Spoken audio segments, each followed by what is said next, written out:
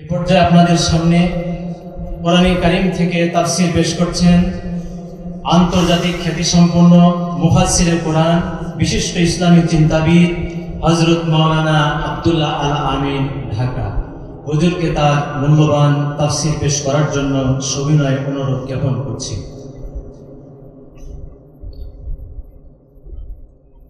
আসসালামু আলাইকুম ওয়া রাহমাতুল্লাহি ওয়া বারাকাতুহু।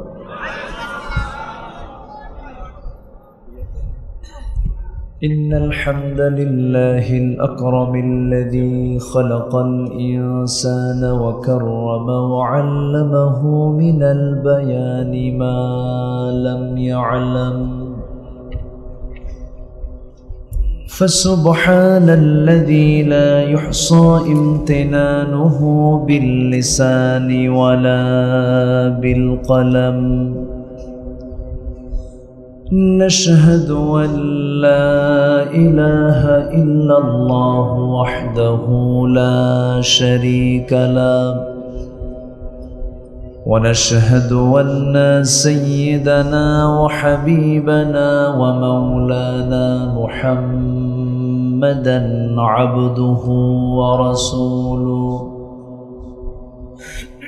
الذي أرسله بالحق بشيرا ونذيرا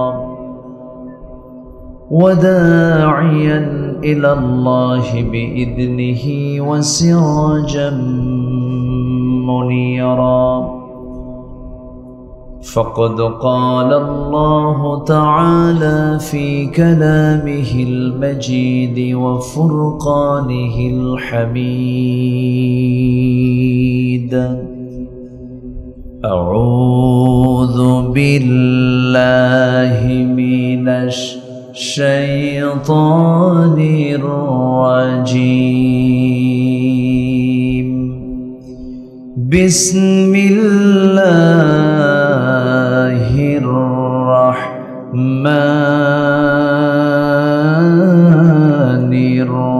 الرحيم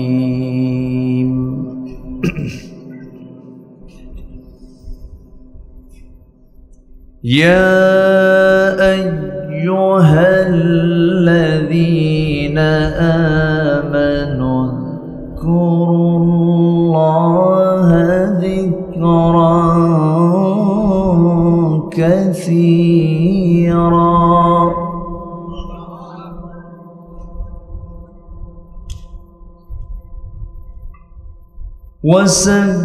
وسبحوه بكرة وأصيلا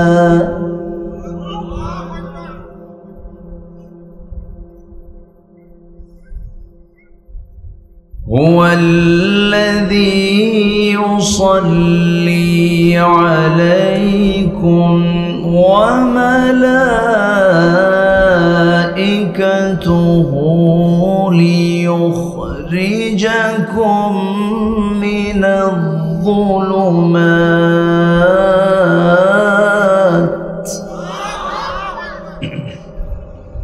هو الذي يصلي عليكم وملائكته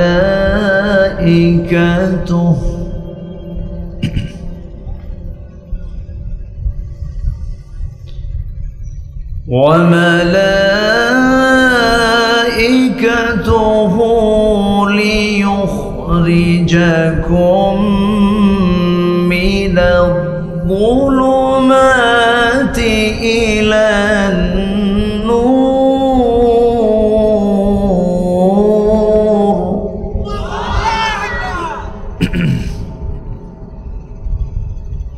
وكان بالمؤمنين رحيما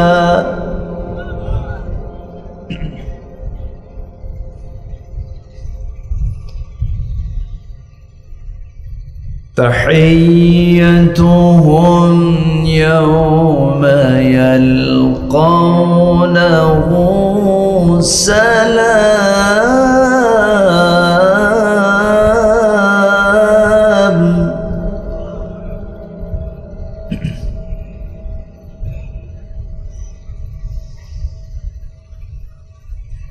وأعد لهم أجرا كريما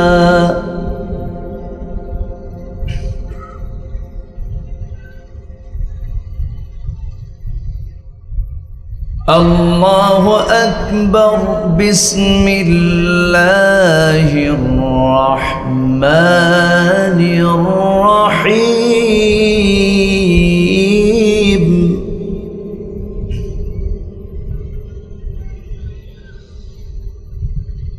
إن الله وملائكته يصلون على النبي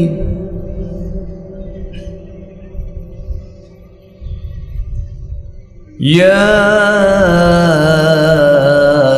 أيها الذين آمنوا صلوا عليه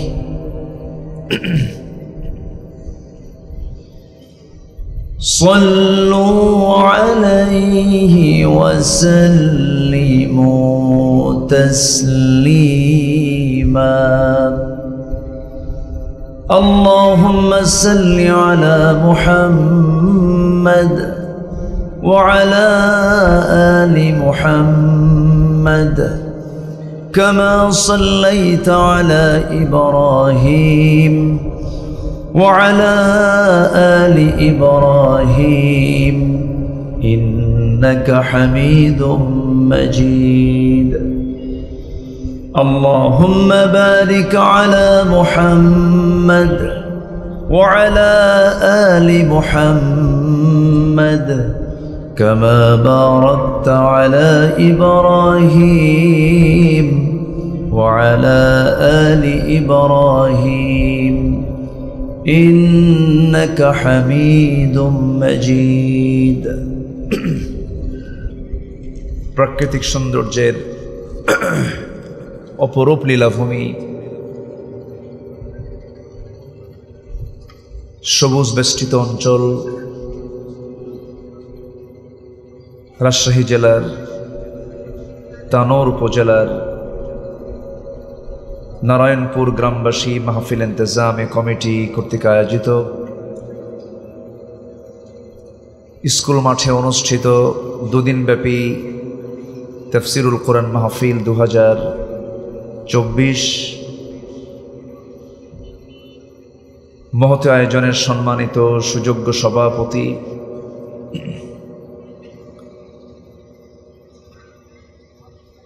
আমার বন্ধুবর নন্দিত আলেমে দ্বীন কারি মাওলানা ইসহাক আলী সাহেব, প্রধান অতিথি মাননীয় উপজেলা চেয়ারম্যান মহোদয়,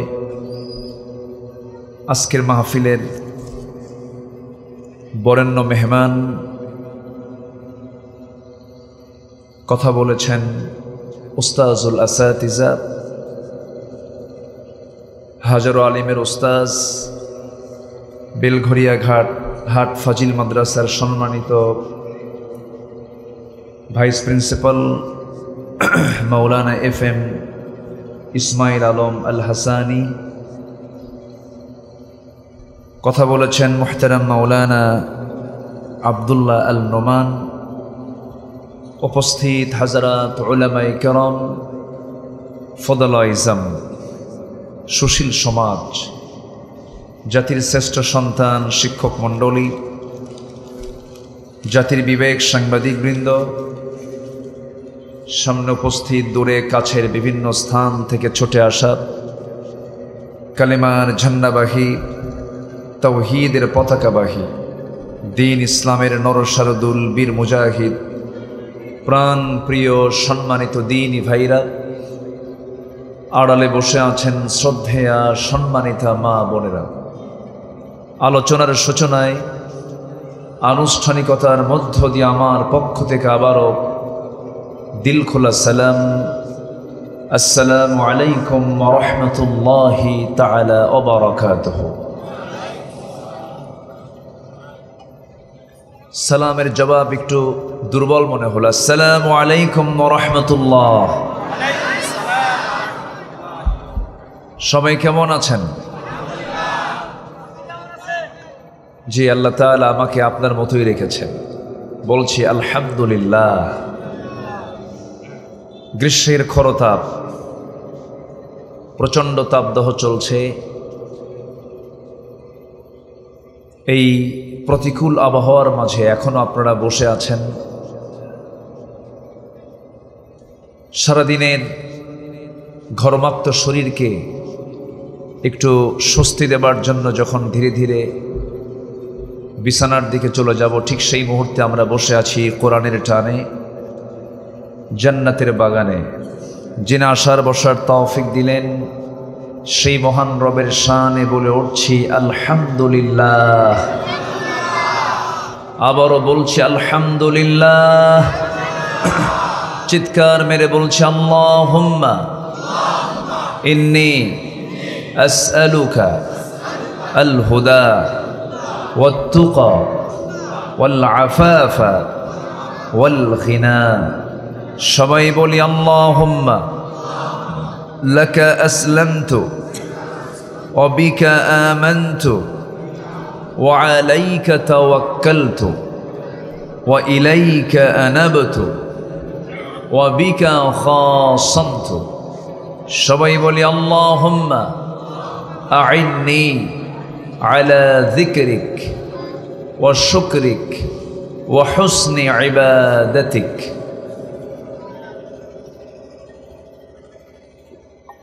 আমরা আল্লাহ তাআলার শুকর আদায় করে নিলাম।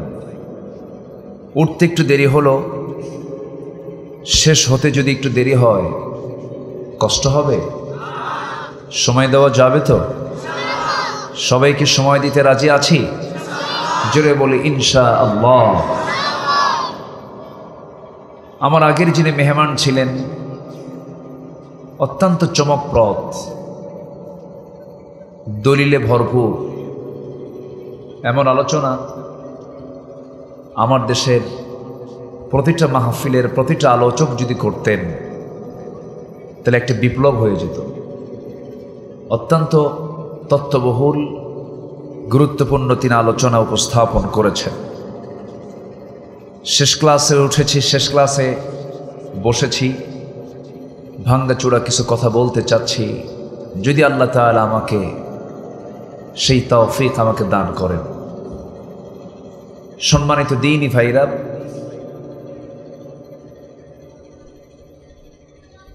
মাহফিল এই প্রচণ্ড গরমের ভিতরে মাহফিল কমিটি এই মাহফিলটার আঞ্জাম দিয়েছেন। শুনেছি এই মাহফিলের বৈশিষ্ট্য হলো বৃষ্টি হওয়া, না? কে যেন বলছে প্রায় হয় এটা, তো আজকে তার বিপরীত হয়েছে। বৈশাখে তো একটু ঝড়টর হয়, তাই না? সেদিন চট্টগ্রামের বাঁশখালী একটা মাহফিল ছিল। তো মাহফিল শেষে কিছু ভাই বলছে, হুজুর একটু দোয়া করেন যেন বৃষ্টি হয়। তো পাশে থেকে আবার কিছু শ্রোতা বলছে, হুজুর আপনি দোয়া করেন বৃষ্টি যেন না হয়। তো বললাম কেন? বলতেছে, হুজুর আমাদের মাঠে প্রচুর পরিমাণ টনকে টন লবণ আছে, বৃষ্টি হলে সব লবণ ডুবে যাবে, তলে যাবে। তা আপনার বৃষ্টির দরকার কেন? হুজুর মাঠে কি বলে ধান আছে, আজ থেকে আরো 20-25 দিন আগের কথা। তো জমিনে কোথায় কি দরকার সবচেয়ে বেশি জানেন তিনি কে? আসতে বলবেন না, তিনি কে? আল্লাহ তাআলা। পানির স্তর থাকে, এই স্তরটাকে আবার সুন্দর লেভেলে নিয়ে আসেন তিনি আমার কে? আল্লাহ তাআলা। আল্লাহ রাব্বুল আলামিন বলেন, قُلْ أَرَأَيْتُمْ إِنْ أَصْبَحَ مَاؤُكُمْ غَوْرًا فَمَنْ يَأْتِيكُمْ بِمَاءٍ مَعِينٍ। এই যে জমিনের নিচের যে পানিটা আল্লাহ রাব্বুল আলামিন রেখে দিয়েছেন, আকাশে মেঘ জমা হলে পানির স্তরটা কাছাকাছি চলে আসে, এই স্তরটাকে তোমার হাতের নাগালে পৌঁছে দেওয়ার দায়িত্ব পৃথিবীর কেউ নেয় নাই, নিয়েছেন আমার আল্লাহ রাব্বুল আলামিন। জোরে বলি সুবহানাল্লাহ। একমাত্র ক্ষমতা, একমাত্র পাওয়ার সকল ক্ষেত্রে যার, তিনি আমার কে? আসতে বলবেন না, তিনি আমার কে? আল্লাহ তাআলা। সে আল্লাহর কালাম আমরা শুনতে এসেছি, আমরা বলবো না যে এটা বৈরী আবহাওয়া। আল্লাহ যা দিয়েছেন আমরা খুশি, বলি আলহামদুলিল্লাহ। গ্রীষ্মের তো খরতাপই হয়, তাই না? গ্রীষ্ম আমরা যা জানি, গ্রীষ্ম, বর্ষা, শরৎ, হেমন্ত, শীত, বসন্ত, ষড়ঋতুর দেশ বাংলাদেশ। তো আমাদের গ্রীষ্মের তো খরতাপই হয়। এই গরম আগের থেকেই চলছে। তো আমরা আল্লাহর কাছে একটু বলবো, আল্লাহ স্বস্তির নিঃশ্বাস যেন ফেলতে পারি, জমিনটা একটু ধুলাই মলিন, জমিনটাকে একটু সিক্ত করে দাও। জোরে বলি আল্লাহুম্মা আমিন। আমি আলোচনা শুরু করেছিলাম তেলাওয়াতের মধ্য দিয়ে, আমার অভ্যাস, নিয়মিত অভ্যাস তেলাওয়াতের মধ্য দিয়ে সূরাতুল আহজাব থেকে আমি 4-5টা আয়াতে কারিমা তেলাওয়াত করেছি। আয়াতগুলোকে সামনে রেখে কিছু কথা বলতে চাচ্ছি। আমাকে সময় দেওয়া যাচ্ছে তো ইনশাআল্লাহ? আমি আয়াতের দিকে আস্তে আস্তে চলে যাব। সম্মানিত ভাইয়েরা, মহান রব্বুল আলামিন আমাকে আপনাকে সৃষ্টি করেছেন, আমাকে আপনাকে সৃষ্টির সেরার মর্যাদা দিয়ে দুনিয়াতে পাঠিয়েছেন। একটা লক্ষ্যে তিনি পাঠিয়েছেন। সে লক্ষ্যটা হলো কোনো কিছুই নয়, লক্ষ্য একটা, সেটা হলো বান্দার দায়িত্ব হলো কার গোলামি করা। আসতে বলবেন না, কার গোলামি করা? এক জায়গায় না সব জায়গায়? নামাজে আমরা কার গোলামি করি বলেন তো? আল্লাহর গোলামি করি। আচ্ছা, নামাজে আমরা আল্লাহর গোলামি করি, কিন্তু নামাজ থেকে যখন আমরা বাইরে বের হব সে জায়গায়ও গোলামি চলতে হবে কার? কার গোলামি করতে হবে? আল্লাহ। সুদ খাওয়া কার গোলামি? আসতে কয়। আচ্ছা, আপনারা কি বিরক্ত হচ্ছেন আমার উপরে? না সুদের নাম নিলাম আবার মানে বেকায়দায় মানে ফেলে দিলাম কিনা অনেকের, নাকি আলোচনা পাল্টায় ফেলবো, এরকম কিছু ভাবতেছেন নাকি? আপনি বললেও তো আমি শুনবো না, শোনা জায়েজও নাই তো। আসতে কন কেন, ঠিক কিনা? তাহলে শুধু নামাজে আল্লাহর গোলামি হবে, নামাজ থেকে বের হয়ে শয়তানের গোলামি হয়ে যাবে, এটা কি প্রকৃত বান্দার কি এমন কাজ হতে পারে? আল্লাহ রাব্বুল আলামিন নামাজ যখন শেষ হয়ে যাবে সেই সময় সুন্দর করে বান্দাকে সতর্ক করে দিচ্ছেন, فَإِذَا قُضِيَتِ الصَّلَاةُ فَانتَشِرُوا فِي الْأَرْضِ وَابْتَغُوا مِنْ فَضْلِ اللَّهِ وَاذْكُرُوا اللَّهَ كَثِيرًا لَعَلَّكُمْ تُفْلِحُونَ। জোরে বলুন আল্লাহু আকবার।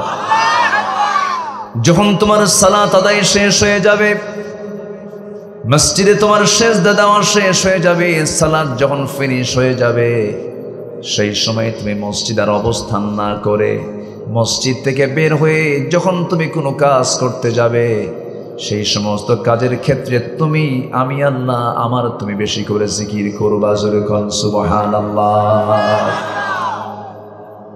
ব্যবসায়ী ব্যবসা করবে, হালাল চিন্তা মাথায় নিয়ে ব্যবসা করবে, চাকরিজীবী চাকরি করবে, আমার নামটা নিয়ে তুমি হালাল পন্থায় চাকরি করবে। ব্যাংকার, তুমি ব্যাংকের কাজ চালাবা, সুদমুক্ত ব্যাংকিং কার্যক্রম তুমি পরিচালনা করবে। এমন করে আল্লাহ রাব্বুল আলামিন বলছেন, বান্দার এমন কোনো কাজের অংশ নাই যে কাজের অংশ আমার হুকুম নাই। প্রত্যেকটা জায়গায় আমার হুকুমকে মেনে চলবা, এটাই হলো আমার গোলামি। আমার বন্ধুগণ, আমি যে সূরা থেকে তেলাওয়াত করেছি সেই সূরাটার নাম হলো সূরাতুল আহজাব, আয়াত নাম্বার 41 থেকে শুরু করে নিয়ে আমি 44 আয়াত পর্যন্ত আমি তেলাওয়াত করেছি। আল্লাহ রাব্বুল আলামিন এখানে ইমানদারকে ডাক দিচ্ছেন। কাদেরকে ডাক দিচ্ছেন? ইমানদারকে ডাক দিচ্ছেন। আমরা এখানে যারা বসে আছি, বেঈমান কেউ আছে নাকি? কেউ বেঈমান আছে? হ্যাঁ, ইমান ছাড়া কোনো লোক আছে? নাই। আমাদের মোটামুটি সবার ইমান আছে তো নাকি? নামাজ না পড়ি, ইমান তো আছে। কেন নামাজ না পড়লে ইমান থাকবে না? কে কইছে? হ্যাঁ, একটা হাদিস এসেছে, আল ফারকু বাইনাল মুমিন ওয়াল কাফির তারকুস সালাত। এমন একটা ইবাদত সালাত, সালাতই বলে দেয় কে কাফের আর কে মুমিন। মুমিন এবং কাফেরের মধ্যে পার্থক্য সৃষ্টি করে দেয় হলো 5 ওয়াক্ত নামাজ।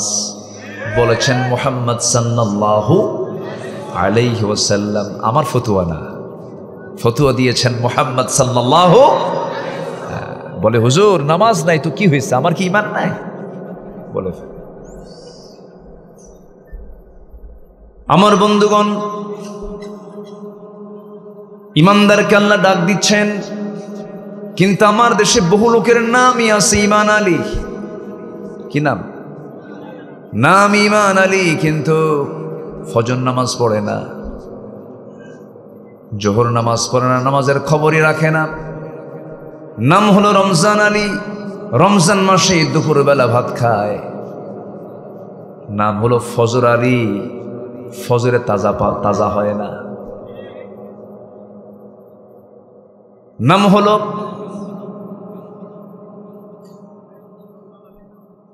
নাম হলো হিম্মত আলী, সাইকেলের চাকা বাস চলি চিত হয়ে পড়ে। আমার বন্ধুর নাম হলো আতর আলী, পকেটে গাজার গন্ধ আছে না নাই?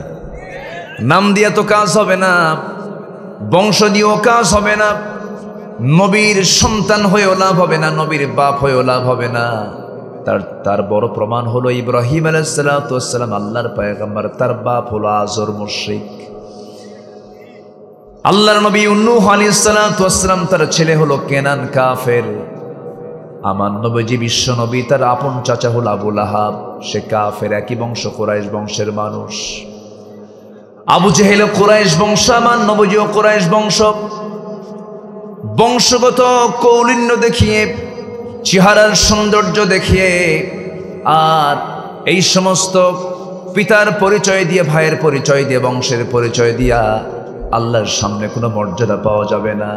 আল্লাহ বান্দাকে স্পষ্ট করে জানিয়ে দিলেন, ইন্না খালাকনাকুম মিন যাকারিন ওয়া উনসা ওয়া জাআলনাকুম শুউবান ওয়া ক্বাবাইলা লিতাআরাফু ইন্না আকরামাকুম ইনদাল্লাহি আতকাকুম। আমি তোমাদেরকে এক নর এবং নারী থেকে এই পৃথিবীতে পাঠিয়েছি, সৃষ্টি করেছি, বিভিন্ন ভাষা, গোত্র, বংশে ভাগ করে দিয়েছি, যেন তোমরা একে অপরকে চিনতে পারো। তোমাদের মধ্যে সেই বান্দাগুলো আমার কাছে সবচাইতে বেশি দামি, সম্মানিত, যে বান্দাগুলো আমি আল্লাহ আমাকে সবচাইতে বেশি ভয় করে, আমাকে সম্মান করে। জোরে বলে সুবহানাল্লাহ। ঈমান হলো সবচেয়ে বড় দৌলত। ঈমান আছে, তার দাম আছে। ঈমান নাই, তার কোনো দাম নাই। সেই ইমানদারকে আল্লাহ রাব্বুল আলামিন সুন্দর করে ডাক দিচ্ছেন। কোরআনে আল্লাহ রাব্বুল আলামিন বান্দাকে বিভিন্নভাবে ডাক দিয়েছেন।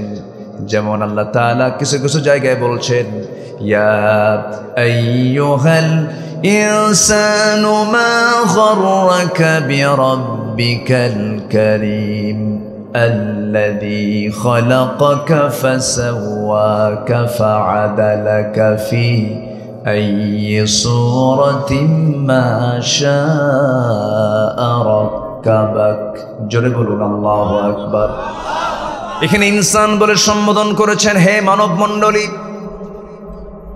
আরেক জায়গায় বলছেন, ইয়া আইয়ুহান নাসু উবুদু রাব্বাকুমুল্লাযী খালাকাকুম ওয়াল্লাযীনা মিন ক্বাবলিকুম লাআল্লাকুম তাত্তাকুন। জোরে বলুন আল্লাহু আকবার।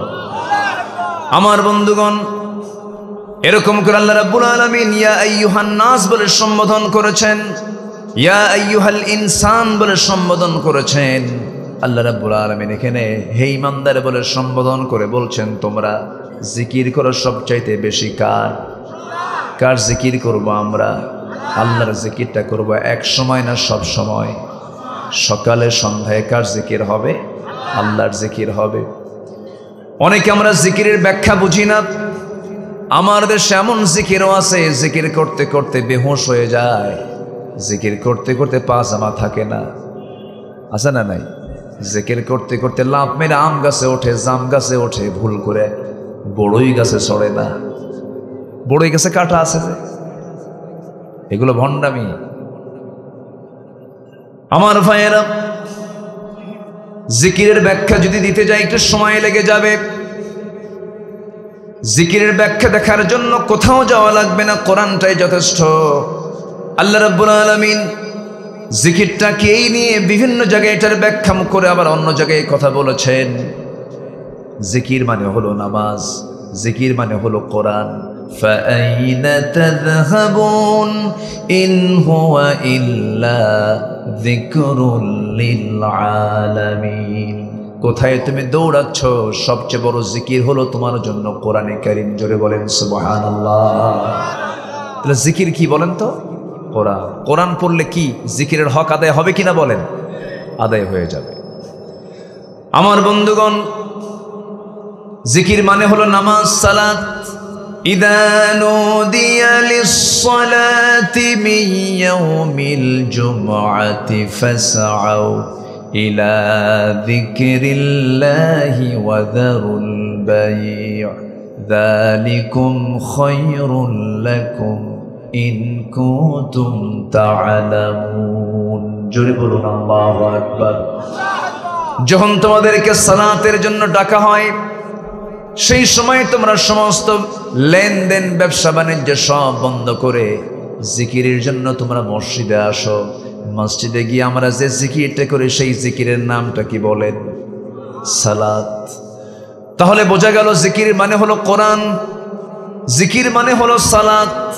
আবার সালাত যখন আদায় হয়ে গেছে, সালাত আদায় শেষান্তে মসজিদ থেকে বের হব, আল্লাহ তাআলা বলছেন এই সময় তুমি আমার জিকিরটারও বেশি করে করো। কাসীরা শব্দ আসছে, উযকুরুল্লাহ কাসীরা। আমার জিকিরটা তুমি বেশি করে মানে নামাজ শেষ করে বাইরে যখন তুমি চলে যাবে, যে কাজই করবা সেই কাজে বিধান আগে খুঁজে বের করবে। কার বিধান? আসতে বলবেন না, কার বিধান? বিড়ি খাওয়ার দোয়া কম। মসজিদ থেকে বের হয়ে বিড়ি খাওয়া লোক আছে না নাই? এদিকে আল্লাহর জিকির নাকি? আবার মাহফিলে এসে মাঝে মাঝে প্রশ্ন করে, হুজুর একটু বিড়ি খাও বলেন, বিড়ি খাওয়া কি জায়েজ আছে? মানে উনি জায়েজের চেষ্টায় আছে। বিড়ি খাওয়া জায়েজ না না জায়েজ এটার ফতুয়া সবচেয়ে শক্ত করে দিতে পারবে হলো ডাক্তাররা। পৃথিবীর কোনো চিকিৎসক, কোনো ডাক্তার কি বলে বিড়ি খাওয়া ভালো? আজ থেকে বিড়ি খাওয়া ভালো কেউ বলে? তাহলে কিন্তু হুজুর কি বলতে পারে যে বিড়ি খাওয়া ভালো? যদি জাতি হিসেবে যদি দেখা হয়, এদেশের কত পার্সেন্ট লোক নেশাতে আছে বলেন তো? বলেন, নেশা তো বিড়ি কি নেশা না নাকি? আসতে কয়, চুপচাপ বসে আছে, কেউ কিছু কয় না। হুজুর কিছু কব না, আপনি কন। আচ্ছা, বিড়ি কি খাদ্য যা খাইলে পেট ভরে? এরকম কিছু বলেন তো। আচ্ছা আচ্ছা, বিড়ি তাহলে কোনো খাদ্য না, তাহলে বিড়ি কি হবে বলেন তো? আসতে কয়, যা না খেলে মাথা ঘোরে, ভাল লাগে না, কেমন যেন মনে হয়। হ্যাঁ, কি করে? হ্যাঁ, তাহলে বিড়ি হচ্ছে, সিগারেট হচ্ছে নেশার প্রথম পদক্ষেপ, নেশার প্রথম সিঁড়ি হচ্ছে টানাটানি। আগে কিন্তু ঢালে না, আগে ঢালাঢালি না। মদ কি করে? ঢালে। আর বিড়ি টানে। আগে টানাটানি না আগে ঢালাঢালি? আগে টানাটানি, এরপরে কি? ঢালাঢালি। বড় নেশার ছোট নেশা হলো এই নেশা। তাহলে আমি নামাজ শেষ করলাম, রোজা সম্পন্ন করলাম, ইফতার করেই বিড়ির দোকানের সামনে যায়, কই ভাই দিনটা যে কেমনে পাড়ি দিছে, তাড়াতাড়ি দে, টান একখান দিয়ে মরি। আছে না নাই? আছে।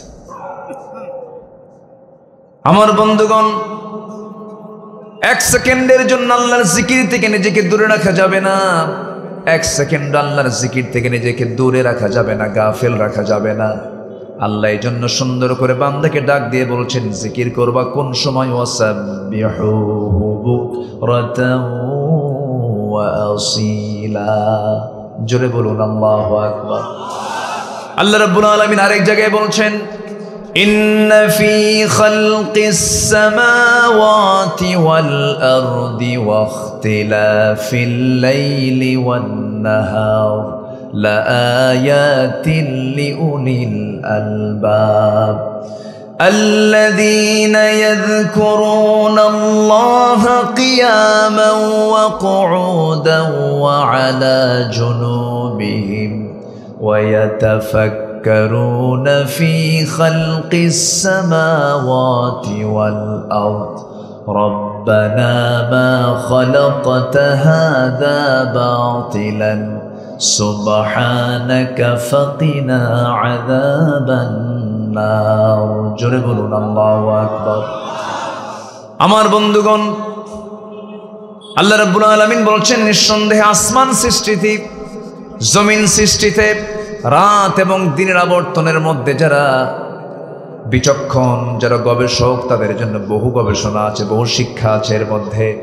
এবং যারা আল্লাহর জিকির করে দাঁড়িয়ে থেকে, বসে থেকে, শয়নে স্বপনে শেষ পর্যন্ত আল্লাহকে বলে, আল্লাহ তুমি যা কিছু সৃষ্টি করেছ কোনো কিছুই তুমি অবান্তর সৃষ্টি করো নাই। জোরে কোন সুবহানাল্লাহ। আল্লাহর কোন সৃষ্টিকে অবান্তর আছে? আল্লাহর কোন সৃষ্টির কোন উপকারিতা নাই এমন কোন সৃষ্টিকে আল্লাহর আছে? ডাব গাছে ডাব দিয়েছেন, আম গাছে আম দিয়েছেন, তেঁতুল গাছে তেঁতুল দিয়েছেন। এই পরিকল্পনা, সুন্দর পরিকল্পনা, সূক্ষ্ম পরিকল্পনা কার? আসতে বলবেন না কার? একই মাটি, পাশাপাশি গাছ, তেঁতুলে আম ধরে না, আমে তেঁতুল ধরে না। এটা কি কোনো বান্দা চালায়? আসতে বলেন কেন? কে চালান? আসতে বলবেন না কে চালান? আল্লাহ চালান। আমার বন্ধুগণ, কি সূক্ষ্মতার পরিচালনা! কোটি কোটি প্রাণী গোটা দুনিয়াতে আছে। 18,000 মাখলুকাত শব্দটা ভুল কথা। শুধু 18,000 মাখলুকাত দিয়ে দুনিয়া নয়, অসংখ্য মাখলুকাত আল্লাহ তাআলা দুনিয়াতে রেখে দিয়েছেন। স্থলভাগে আর কত প্রাণীর বসবাস আছে? সবচেয়ে বেশি বসবাস হলো জলভাগের প্রাণী, জলভাগের মধ্যে প্রাণীগুলো। অসংখ্য মাখলুকাত, সমস্ত মাখলুকাতকে আল্লাহ রাব্বুল আলামিন সৃষ্টি করেছেন। সৃষ্টি করে দিয়ে বলছেন, বান্দা সকল মাখলুককে সৃষ্টি করেছি আমি আল্লাহ, তুই বান্দা তোর খেদমতের জন্য। জোরে কোন সুবহানাল্লাহ। হয়তো প্রশ্ন করতে পারেন আপনি, হয়তো বলতে পারেন, বাঘ হিংস্র প্রাণী, সিংহ হিংস্র প্রাণী, এটা মানুষের কি কল্যাণে আসে, কি উপকারে আসে? বাঘ কি মানুষের মাঝে থাকে না জঙ্গলে থাকে? সিংহ কি লোকালিটিতে থাকে না জঙ্গলে থাকে? জঙ্গলে থাকে। জঙ্গল কাটার মতো লোক আমার দেশের মনে হয় কোনো মানুষ নাই। আসতে বলে আসে না নাই? এই জঙ্গলগুলো রাখার দরকার। ধরেন আমার দেশের সবচেয়ে বড় বন হলো সুন্দরবন। সুন্দরবনটা হলো বঙ্গোপসাগরের তীরবর্তী একটা বন, হলো সুন্দরবন। এই সুন্দরবনকে আল্লাহ রাব্বুল আলামিন বরিশাল, সাতক্ষীরা, খুলনার প্রোটেকশনের জন্য প্রাচীর করে আল্লাহ তাআলা সুন্দরবনটা দিয়েছেন। কোনো জলোচ্ছ্বাস যদি হয়, কোনো ঝড় সাইক্লোন যদি চলে আসে, সেই সময় প্রথম প্রাচীর হিসেবে আল্লাহ রাব্বুল আলামিন সুন্দরবনটা দিয়ে দিয়েছেন। প্রথম ঝড় ঝাপটা সব বনের ভিতরে আঘাত হানে। বাতাসের গতিটা আল্লাহ রাব্বুল আলামিন সুন্দরবনের মধ্য দিয়ে প্রথমে কমায়া দেন। জোরে কোন সুবহানাল্লাহ। আর সেই সুন্দরবনের পাহারা দেবার জন্য আল্লাহ তাআলা দুনিয়ার কোনো মানুষকে দায়িত্ব দেন নাই, দিয়েছেন রয়্যাল বেঙ্গল টাইগারকে। সুবহানাল্লাহ বলবেন না? কোন প্রাণীকে আল্লাহ রাব্বুল আলামিন বান্দার জন্য অবান্তর সৃষ্টি করেন নাই। কোনো কিছুই বান্দার অকল্যাণের জন্য সৃষ্টি করেন নাই। আল্লাহ রাব্বুল আলামিন সুন্দর করে বান্দাকে বলছেন, বান্দা তুমি কি আমার সৃষ্টির দিকে তাকাও না? তুমি কি তোমার নিজের দিকে তাকাও না? আমার সৃষ্টির দিকে তাকালে, তোমার নিজের দিকে তাকালে তোমার মুখ থেকে অনায়াসে আমার শকর বের হয়ে যাবে। আল্লাহ রাব্বুল আলামিন সুন্দর করে বলছেন, আল্লাযী খালাকাকা ফাসাওয়াকা ফাআদালাক ফি আইয়ি সূরাতিন মা শাআ রাক্কাবাক ألم نجعل له عينين ولسانا وشفتين وهديناه النجدين জোরে বলুন আল্লাহু আকবার।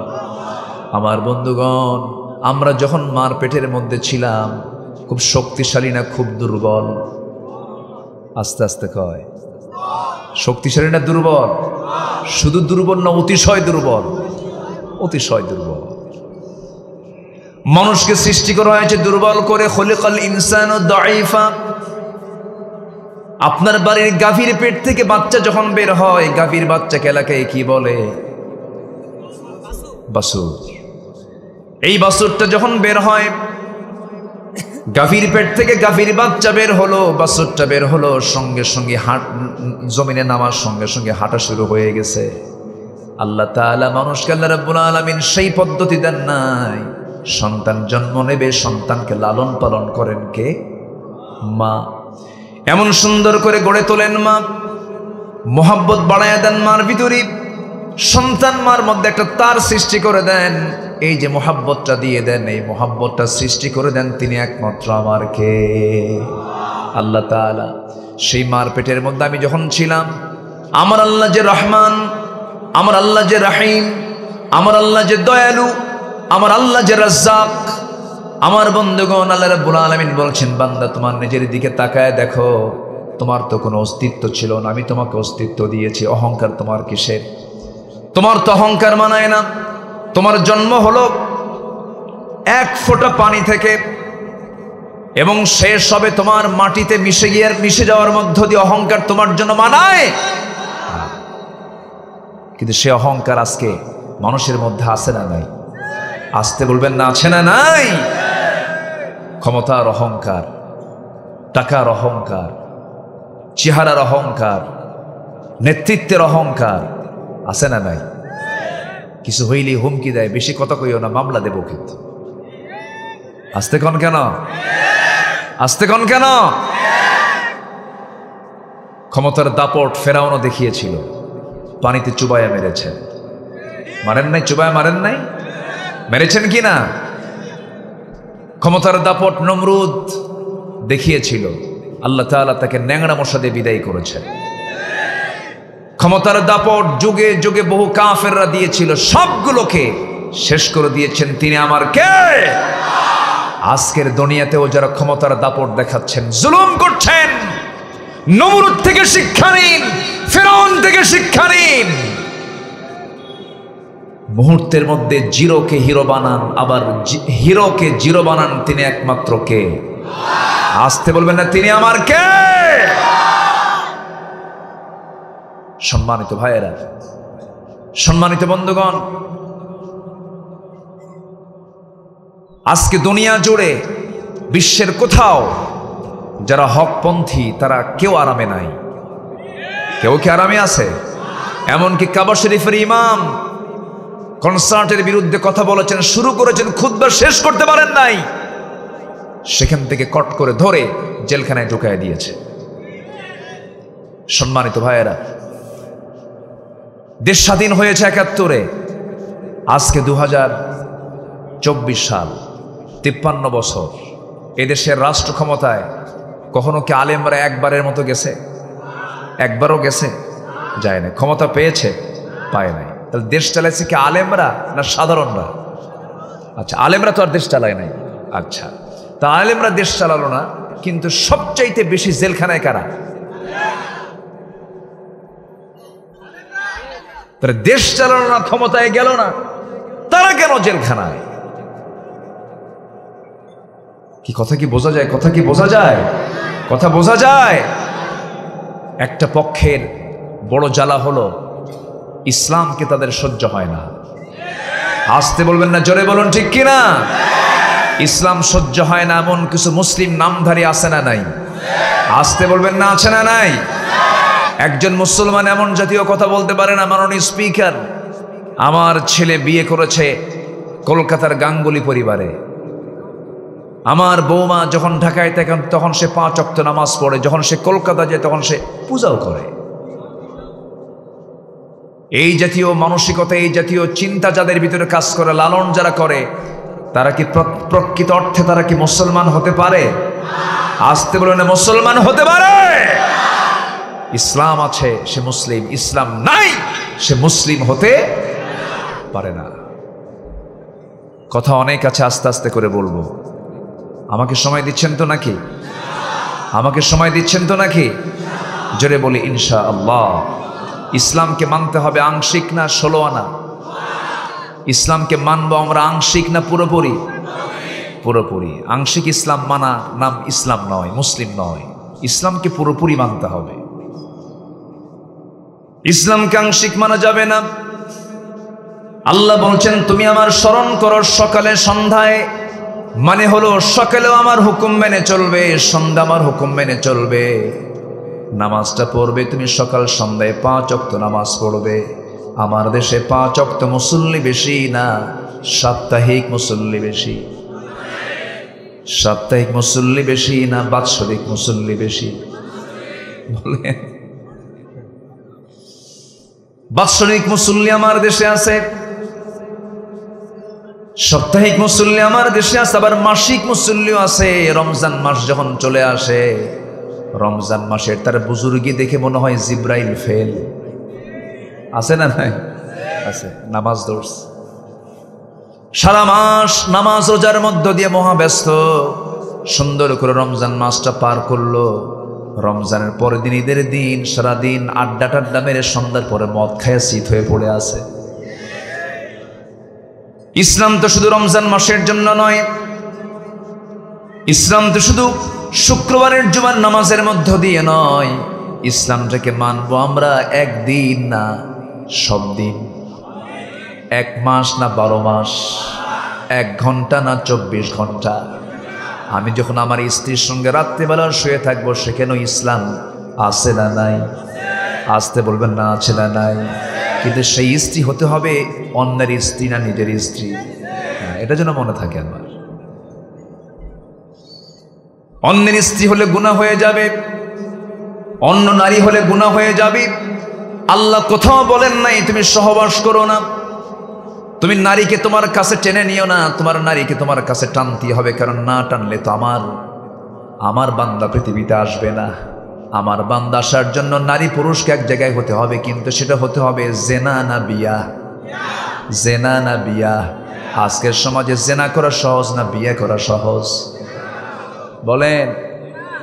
জেনা করা সহজ। জেনাটা আজকে ইজি হয়ে গেছে। আর জেনাকে সহজ করার জন্য কিছু কিছু দিন আমার দেশে যাপন হয়, পালিত হয়। তার মধ্যে একটা মাস এখন চলতেছে বৈশাখ। হলুদ শাড়ি পরে বৈশাখের প্রথম দিনে কপতি জোড়ায় জোড়ায় গিয়ে জোড়ায় বসে বসে পান্তা খায়। গরিব কষ্টে পান্তা খায়, এরা আনন্দে পান্তা খায়, গরিবের সঙ্গে তামাশা করে। কি ঠিক কিনা? গরিব খায় কষ্টে পান্তা, এরা একদিন বছরে পান্তা খায়, গরিবের সঙ্গে তামাশা করে। এসো হে বৈশাখ। হ্যাঁ হ্যাঁ, আমার বন্ধুগণ, জেনা করার মাধ্যমগুলোকে আজকে এগুলোকে ব্যবহার করা হচ্ছে। Pohela Boishakh, 31শে December, 31st night আকাম কুকামের জন্য সেই রাতকে বরাদ্দ করেছে। এরপরে 14ই ফেব্রুয়ারি বিশ্ব কন আপনারা। আমার বন্ধুগণ, এই সমস্ত দিবসকে মুসলমান কখনো বিশ্বাস করতে পারে না। মুসলমানদের ভালোবাসা একদিন না সব দিন? মুসলমানদের ভালোবাসা এক রাত না সব রাত? মুসলমানের ভালোবাসা এক সময় না সব সময়? যাদের ভালোবাসা গোটা বছর নাই, তারা একদিন ভালোবাসে, সারা বছর শত্রুতা করে। ঠিক কিনা? আমাদের ভালোবাসা কি চলমান না ব্রেক? চলমান। যারা ব্রেকআপ মারে, ব্রেকআপ বোঝেন তো? যুবকরা ঠিকই বুঝতেছে কিন্তু হুজুর কোন দিক দিয়ে মারতেছে, ভালো করে মারবে। হ্যাঁ, যুবকরা নোংরামি করবা না, আল্লাহর জিকির করবা। যখন তুমি কোনো অসৎ কাজের দিকে যাবে সেই সময় তোমাকে স্মরণ করতে হবে কার? আল্লাহর স্মরণ করলে কি পর নারীর দিকে নজর যাবে? যাবে না। আল্লাহ তাআলা বলছেন আমাকে এক সময় না, শুধু নামাজে না, ওয়াসাব্বিহুহু বুকরাতাও ওয়া আসীলা, সন্ধ্যা সকাল আমার জিকির কর। জোরে কোন সুবহানাল্লাহ। সকালে আমার জিকির করো, বিকালে পার্কে যাবা, আমার নাম ভুলো না, আমি কিন্তু আছি।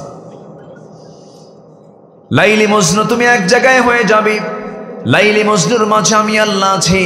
ও লাইলি, ও মজনু, পাগল হয়ে যেও না। তুমি মজনু হও, পাগল হও একমাত্র কার জন্য? কিন্তু আজকে মজনু পাগল কার জন্য? কিন্তু মজনু পাগল হবে কার জন্য? আল্লাহর জন্য। ইউসুফ পাগল হয়েছেন জুলাইখের জন্য না আল্লাহর জন্য? কার জন্য? আল্লাহর জন্য পাগল ছিলেন। ইউসুফ আলাইহিস সালাম কি প্রেম করেছেন কোন নারীর সাথে?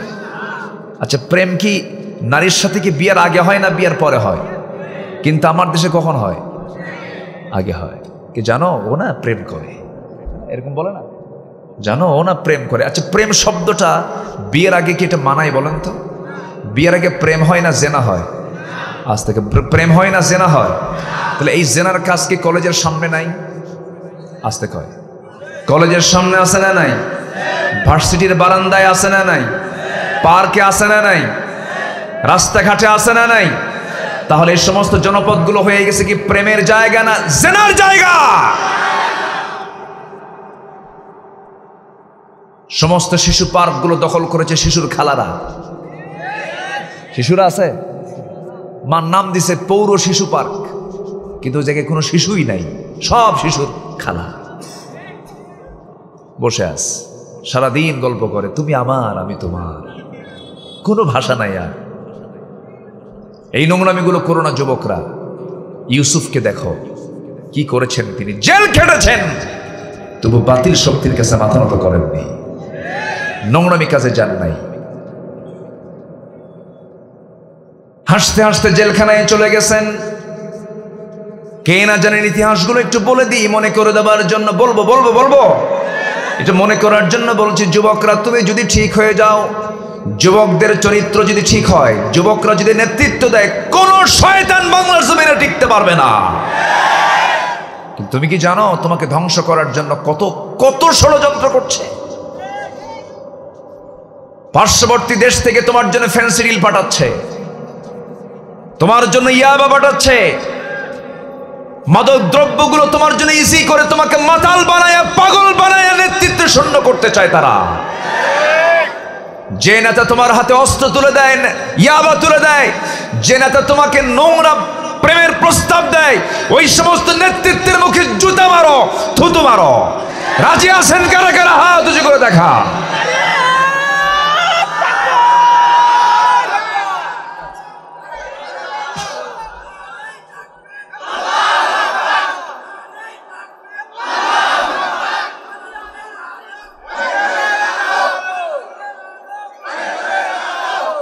আল্লাহ কবুল করুন, জোরে বলি আমিন, আরো জোরে আমিন। যুবকরা কোন নেশায় যাবা না, কোন অবৈধ সম্পর্ক করবা না। শেষ রাতে উঠে আল্লাহর কাছে কাঁদবা। তোমার রুটি রুজির ব্যবস্থা কেউ করবে না, তোমার রুটি রুজির ব্যবস্থা সব ব্যবস্থা আমার আল্লাহ করে দিবে। যেরকম সুবহানাল্লাহ। তুমি সম্মান খোঁজো, তুমি নিজের সম্মান খোঁজো নেতার কাছে গিয়ে, মন্ত্রীর কাছে গিয়ে, ব্যক্তির কাছে গিয়ে না। তুমি সম্মান তাদের কাছে পাবে না, তুমি সম্মান পাবা হলো শেষ রাতে সেজদার মধ্য দিয়ে আল্লাহর কাছ থেকে তুমি সম্মান পাবে। আসা ইয়াবআসাকা রাব্বুকা মাকামান মাহমুদা। আমরা কোথায় সম্মান খুঁজি আর সম্মান রেখেছেন আল্লাহ তাআলা কোথায়? সুবহানাল্লাহ বলবেন না? নোংরামি করো না যুবকরা। তুমি জেগে ওঠো, সামনে দাঁড়াও, হকের পক্ষে কথা বলো, গ্রামটাকে টার্গেট করো, ইউনিয়নকে টার্গেট করো, বেনামাজিকে নামাজের দাওয়াত দাও, খারাপ কিছু চিন্তা করবা না, খারাপ কোনো কর্মে যাবা না, খারাপ কোনো বন্ধু তালাশ করবে না, বন্ধু নির্বাচন করতে ভুল করবে না। যার একটা ভালো বন্ধু আছে সে বড় ভাগ্যবান। তুমি যদি ঠিক হয়ে যাও, দেশ ঠিক হয়ে যাবে, সমাজ ঠিক হয়ে যাবে। যারা তোমার হাতে নেশাগুলো তুলে দেয়, যারা তোমার হাতে নারী তুলে দেয়, তাদেরকে তুমি মানবা না। কারণ এই দুনিয়ার জীবনটা খুব ক্ষণিকের জীবন, সময়টাকে নষ্ট করা যাবে না। এই দুনিয়ার প্রত্যেকটা সেকেন্ডকে কাজে লাগানোর জন্য আল্লাহ তাআলা বলছেন, ভালো কাজ করো না খারাপ কাজ করো, ভালো কাজ করো। আল্লাহ রাব্বুল আলামিন বলেন, হুয়াল্লাযী খালাকাল মাউতা ওয়াল হায়াতা লিয়াবলুয়াকুম আইয়ুকুম আহসানু আমালান ওয়া হুয়াল আজিজুল গফুর। জোরে বলুন আল্লাহু আকবার। তিনি সেই মহান সত্তা যিনি মৃত্যু এবং জীবন সৃষ্টি করেছেন যেন তিনি বুঝে নিতে পারেন তোমাদের মধ্যে কোন কোন বান্দাগুলো ভালো আমল করে আসলো। এই জন্য দুনিয়াতে আমরা আসছি ভালো কাজ করার জন্য, মন্দ কাজ করব না। আমার বন্ধুগণ, আমার রাসূল বিভিন্ন সময় বিভিন্ন নসিহা করতেন, বিভিন্ন সময় বিভিন্ন ওয়াজ করতেন। আমার নবীজি একদিন কোন একটা ওয়াজে বললেন, ও আমার সাহাবীরা শোনো, তোমরা যদি আমাকে 6টা জিনিসের নিশ্চয়তা দিয়ে দাও, আমি তোমাদেরকে জান্নাতের নিশ্চয়তা দেব। আল্লাহু আকবার বলেন। কয়টা জিনিসের? কয়টা? শিখে যাব আমরা, শিখবো না ইনশাআল্লাহ? তোমরা আমাকে বায়উনি, তোমরা আমাকে 6টা জিনিসের নিশ্চয়তা দাও, তোমরা আমাকে নিশ্চয়তা দিয়ে দিবে, আমি তোমাদেরকে জান্নাতের নিশ্চয়তা দিয়ে দেব। এই কথা বলে রাসূল বললেন, যখন তোমরা কথা বলবে, সত্য কথা বলবে, যে নেতাগুলো ঘন ঘন মিথ্যা কথা বলে মুখে জুতা মারবেন, আছে না নাই? খালি মিথ্যা কথা। মিথ্যার নেতৃত্ব কখনো কল্যাণময় হতে পারে না। আধুনিক বিশ্বের, আমরা আধুনিক বিশ্ব বলি কিন্তু আধুনিক না। এটাকে আধুনিক না জং ধরা? গোটা দুনিয়ার এখন রাজনীতির মূল পুঁজি হয়ে গেছে মিথ্যা। মূল পুঁজি কি? মিথ্যা। পলিটিক্স মানে অন্যকে হারানোর জন্য যে কোনো পন্থা অবলম্বন করাই হলো পলিটিক্স। নোংরা। এটা কি? নোংরা। অথচ রাজনীতি করেছেন মিথ্যা ছেড়ে সম্পূর্ণ সত্যের উপরে মুহাম্মদ সাল্লাল্লাহু। তিনি কি দেশ চালান নাই? তিনি কি রাষ্ট্র চালান নাই? তিনি কি বিচার করেন নাই? করেছেন। আমার বন্ধুগণ, রাসূল বলছেন, তুমি আমাকে 6টা কাজের নিশ্চয়তা দেবে, আমি তোমাকে জান্নাতের নিশ্চয়তা দিয়ে দেব। নাম্বার 1, যখন তুমি কথা বলবে সত্য কথা বলবে। যখন তুমি ওয়াদা করবে ওয়াদা ঠিক রাখবে। নাম্বার 2, নাম্বার 3 হলো তোমাদের কাছে কোনো কিছুর আমানত রাখলে পরে আমানতটা রক্ষা করবে। নাম্বার 4 হলো তোমরা তোমাদের সতীত্ব রক্ষা করবে, তোমার যৌবনকে কন্ট্রোল করবে। তুমি কি জানো, যৌবন কন্ট্রোল যদি করো, আমি আল্লাহ তাআলা আমি তোমাকে আরশে আজিমের ছায়ার মেহমান বানায় দেব। আল্লাহ রাব্বুল আলামিন আবার নিজে বলছেন, কোন মুমিনরা সফল, কোন ইমানদাররা সফল, যাদের মধ্যে 7টা কাজ থাকবে। কয়টা কাজ? 7টা কাজ থাকবে। قد أفلح المؤمنون الذين هم في صلاتهم خاشعون والذين هم عن اللغو معرضون والذين هم للزكاة فاعلون والذين هم لفروجهم حافظون إلا على أزواجهم أو ما ملكت أيمانهم فإنهم غير ملومين فمن ابتغى وراء ذلك فأولئك هم العادون والذين هم لأماناتهم وعهدهم راعون والذين هم على صلواتهم يحافظون أولئك هم الوارثون الذين يرثون الفردوس هم فيها خالدون جربون الله أكبر। ওয়াজ তো বেশি লাগে না, এই যে আয়াতটা বললাম এই আয়াতগুলোর অর্থগুলো যদি আমরা জেনে বুঝে আমল করি, এই আয়াত কয়টা আমাকে জান্নাতের দরজায় নিয়ে চলে যাবে। নাম্বার 1 হলো ওই সমস্ত বান্দাগুলো সফল যারা 1 নম্বরে যারা নামাজটাকে সুন্দর করে কন্টিনিউ করবে, রেগুলার করবে, সুন্দর করে আদায় করবে। নামাজ পড়বে কার খুশির জন্য বলেন? আল্লাহর খুশির জন্য নামাজটা পড়বে। সে ভাববে আমি আল্লাহর সঙ্গে নামাজে আল্লাহর সঙ্গে কথা বলা শুরু করেছি। খুশুর সঙ্গে যারা নামাজ পড়বে, যারা অনর্থক কথা থেকে জিহ্বাকে প্রশান্তিতে রাখবে, জিহ্বাকে বিশ্রামে রাখবে, যার জিহ্বা যত বিশ্রামে থাকবে তার জান্নাত তত কাছে থাকবে। আল্লাহু আকবার বলেন। বেশি কথা হবে বেশি ভুল হবে, কম কথা হবে কম ভুল হবে। কথা বলবো কম, কাজ করব বেশি, কাজ বেশি বেশি করব, কিন্তু কথাটা যতটুকু পারি কম বলার চেষ্টা করব। কম বলেছেন মুহাম্মদ সাল্লাল্লাহু আলাইহি ওয়াসাল্লাম। ইমানদারের লক্ষণ হলো 7টা। নামাজ মনোযোগ দিয়ে পড়বি, জিহ্বাকে বিশ্রামে রাখবে বেশি। নাম্বার 3 হলো যাকাতটা ঠিক মতো আদায় করবে। নাম্বার 4 হলো নিজের যৌনাঙ্গের হেফাজত করবে, নিজের গোপনাঙ্গের হেফাজত করবে। নাম্বার 5 হলো যারা আমানতটাকে রক্ষা করবে। নাম্বার 6 হলো যারা ওয়াদা ঠিক রাখবে। নাম্বার 7 হলো যারা নামাজের ক্ষেত্রে বড় যথেষ্ট যত্নবান হবে। নামাজ মনোযোগ দিয়ে পড়বে শুরু করেছেন, আর নামাজের ব্যাপারে যত্নবান হবে, এটা 7 নাম্বার দিয়ে শেষ করেছেন। এই 7টা কাজ করো, আমি আল্লাহ আমার কাছ থেকে জান্নাতটা বুঝে না। জোরে কোন সুবহানাল্লাহ। আবার ঠিক একই কথা আমার রাসূল বলছেন, তোমরা আমার কাছে 7টা কাজের ওয়াদা করো, আমি তোমাদেরকে জান্নাতের ওয়াদা করছি। আল্লাহু আকবার। আমার বন্ধুগণ রাসূল বললেন 4 নম্বরে তোমরা তোমাদের সতীত্বের হেফাজত করবে, খারাপ কাজে যাবে না। নাম্বার 5 হলো তোমার দৃষ্টি সংযত রাখবে, এই চোখ দিয়ে সব কিছু দেখা যাবে না। নিজের বউকে দেখলে গুনাহ না সওয়াব? আসতে কয় সওয়াব না গুনাহ?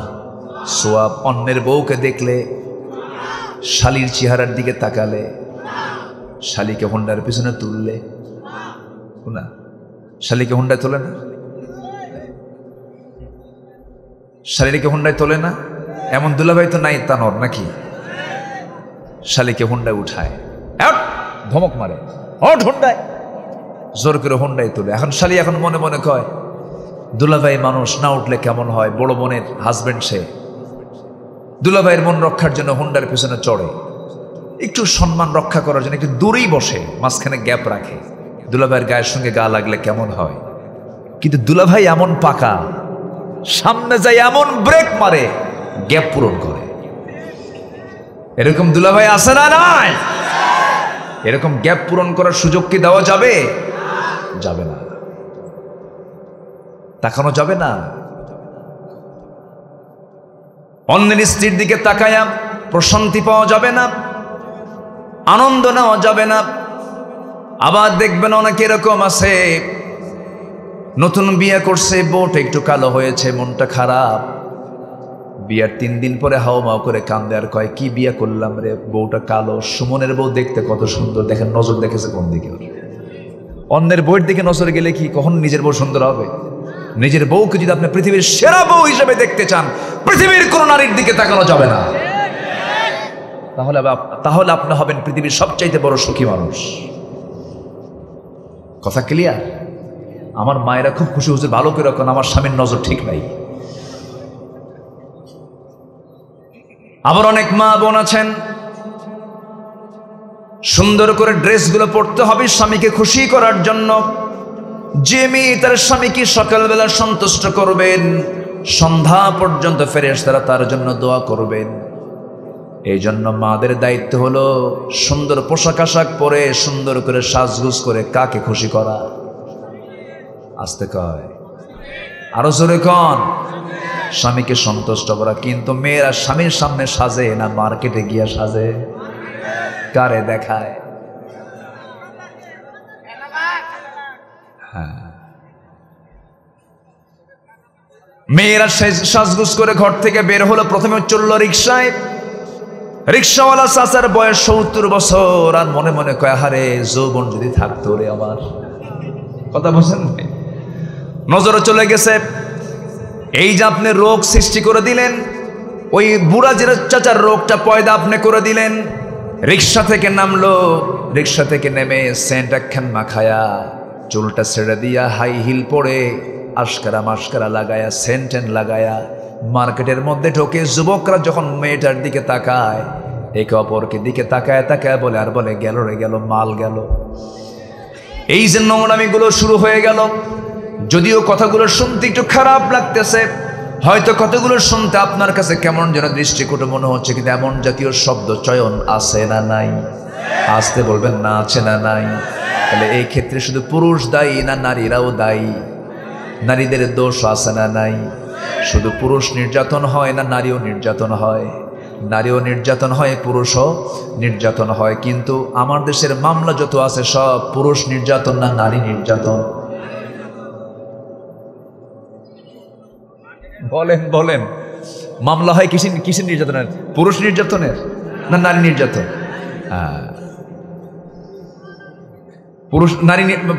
পুরুষকে নারী নির্যাতন করে না? আস্তে করে কিনা বলেন? করে তো। রাগ করতেছেন? বলবো কথাগুলো বলবো। স্বামীকে ধমক মারে, স্বামীর সঙ্গে রূঢ় আচরণ করে। স্বামীটা যদি একটু অসুস্থ হয়ে যায়, অথবা স্বামী যদি একটু কালো হয়, স্বামীর চেহারা হয়তো বইয়ের চেহারা একটু ভালো, স্বামীর চেহারা একটু কালো, ভালো কালো সুন্দর চেহারা অসুন্দর চেহারা কে করে দিয়েছেন? আসতে বলবেন না, কে করে দিয়েছেন? হয়তো বিয়ে করতে নিয়ে কালো মানুষটা সুন্দর বউ পাইছে, সুন্দর বউটা বিয়ে করছে, কিসমতে জুটে গেছে। কিন্তু রাগারাগি উঠলেই কিছু সুন্দরী মহিলা আছে, সুন্দরী বউ আছে, স্বামীকে একটা খোঁটা দিয়ে বলে, তোমার সঙ্গে যে আমার বিয়ে হয়েছে তোমার 14 গোষ্ঠীর কপাল। এরকম কিছু মহিলা মনে হয় তানরে নাই? আছে না নাই? বারবার খোঁটা দিয়া কয়, চেহারাটা দেখো আয়নার দিকে, হ্যাঁ তোমার সঙ্গে যে আমার বিয়ে হয়েছে তোমার 14 গোষ্ঠীর কপাল। এরকম করে খোঁটা মারা যাবে না, রূঢ় আচরণ করা যাবে না, খারাপ কোনো ব্যবহার করা যাবে না, খারাপ কোনো বাক্যালাপ করা যাবে না। ঘন ঘন কিছু মহিলা আছে রাগের মাথায় কয় তালাক চাই, বারবার তালাক চাই, তালাক দাও তালাক দাও। এমন মহিলা আছে না নাই? যারা ঘন ঘন তালাক চাবে তারা জান্নাতি না জাহান্নামী? বলেন জাহান্নামী। স্বামীকে সম্মান দিয়ে কথা বলতে হবে।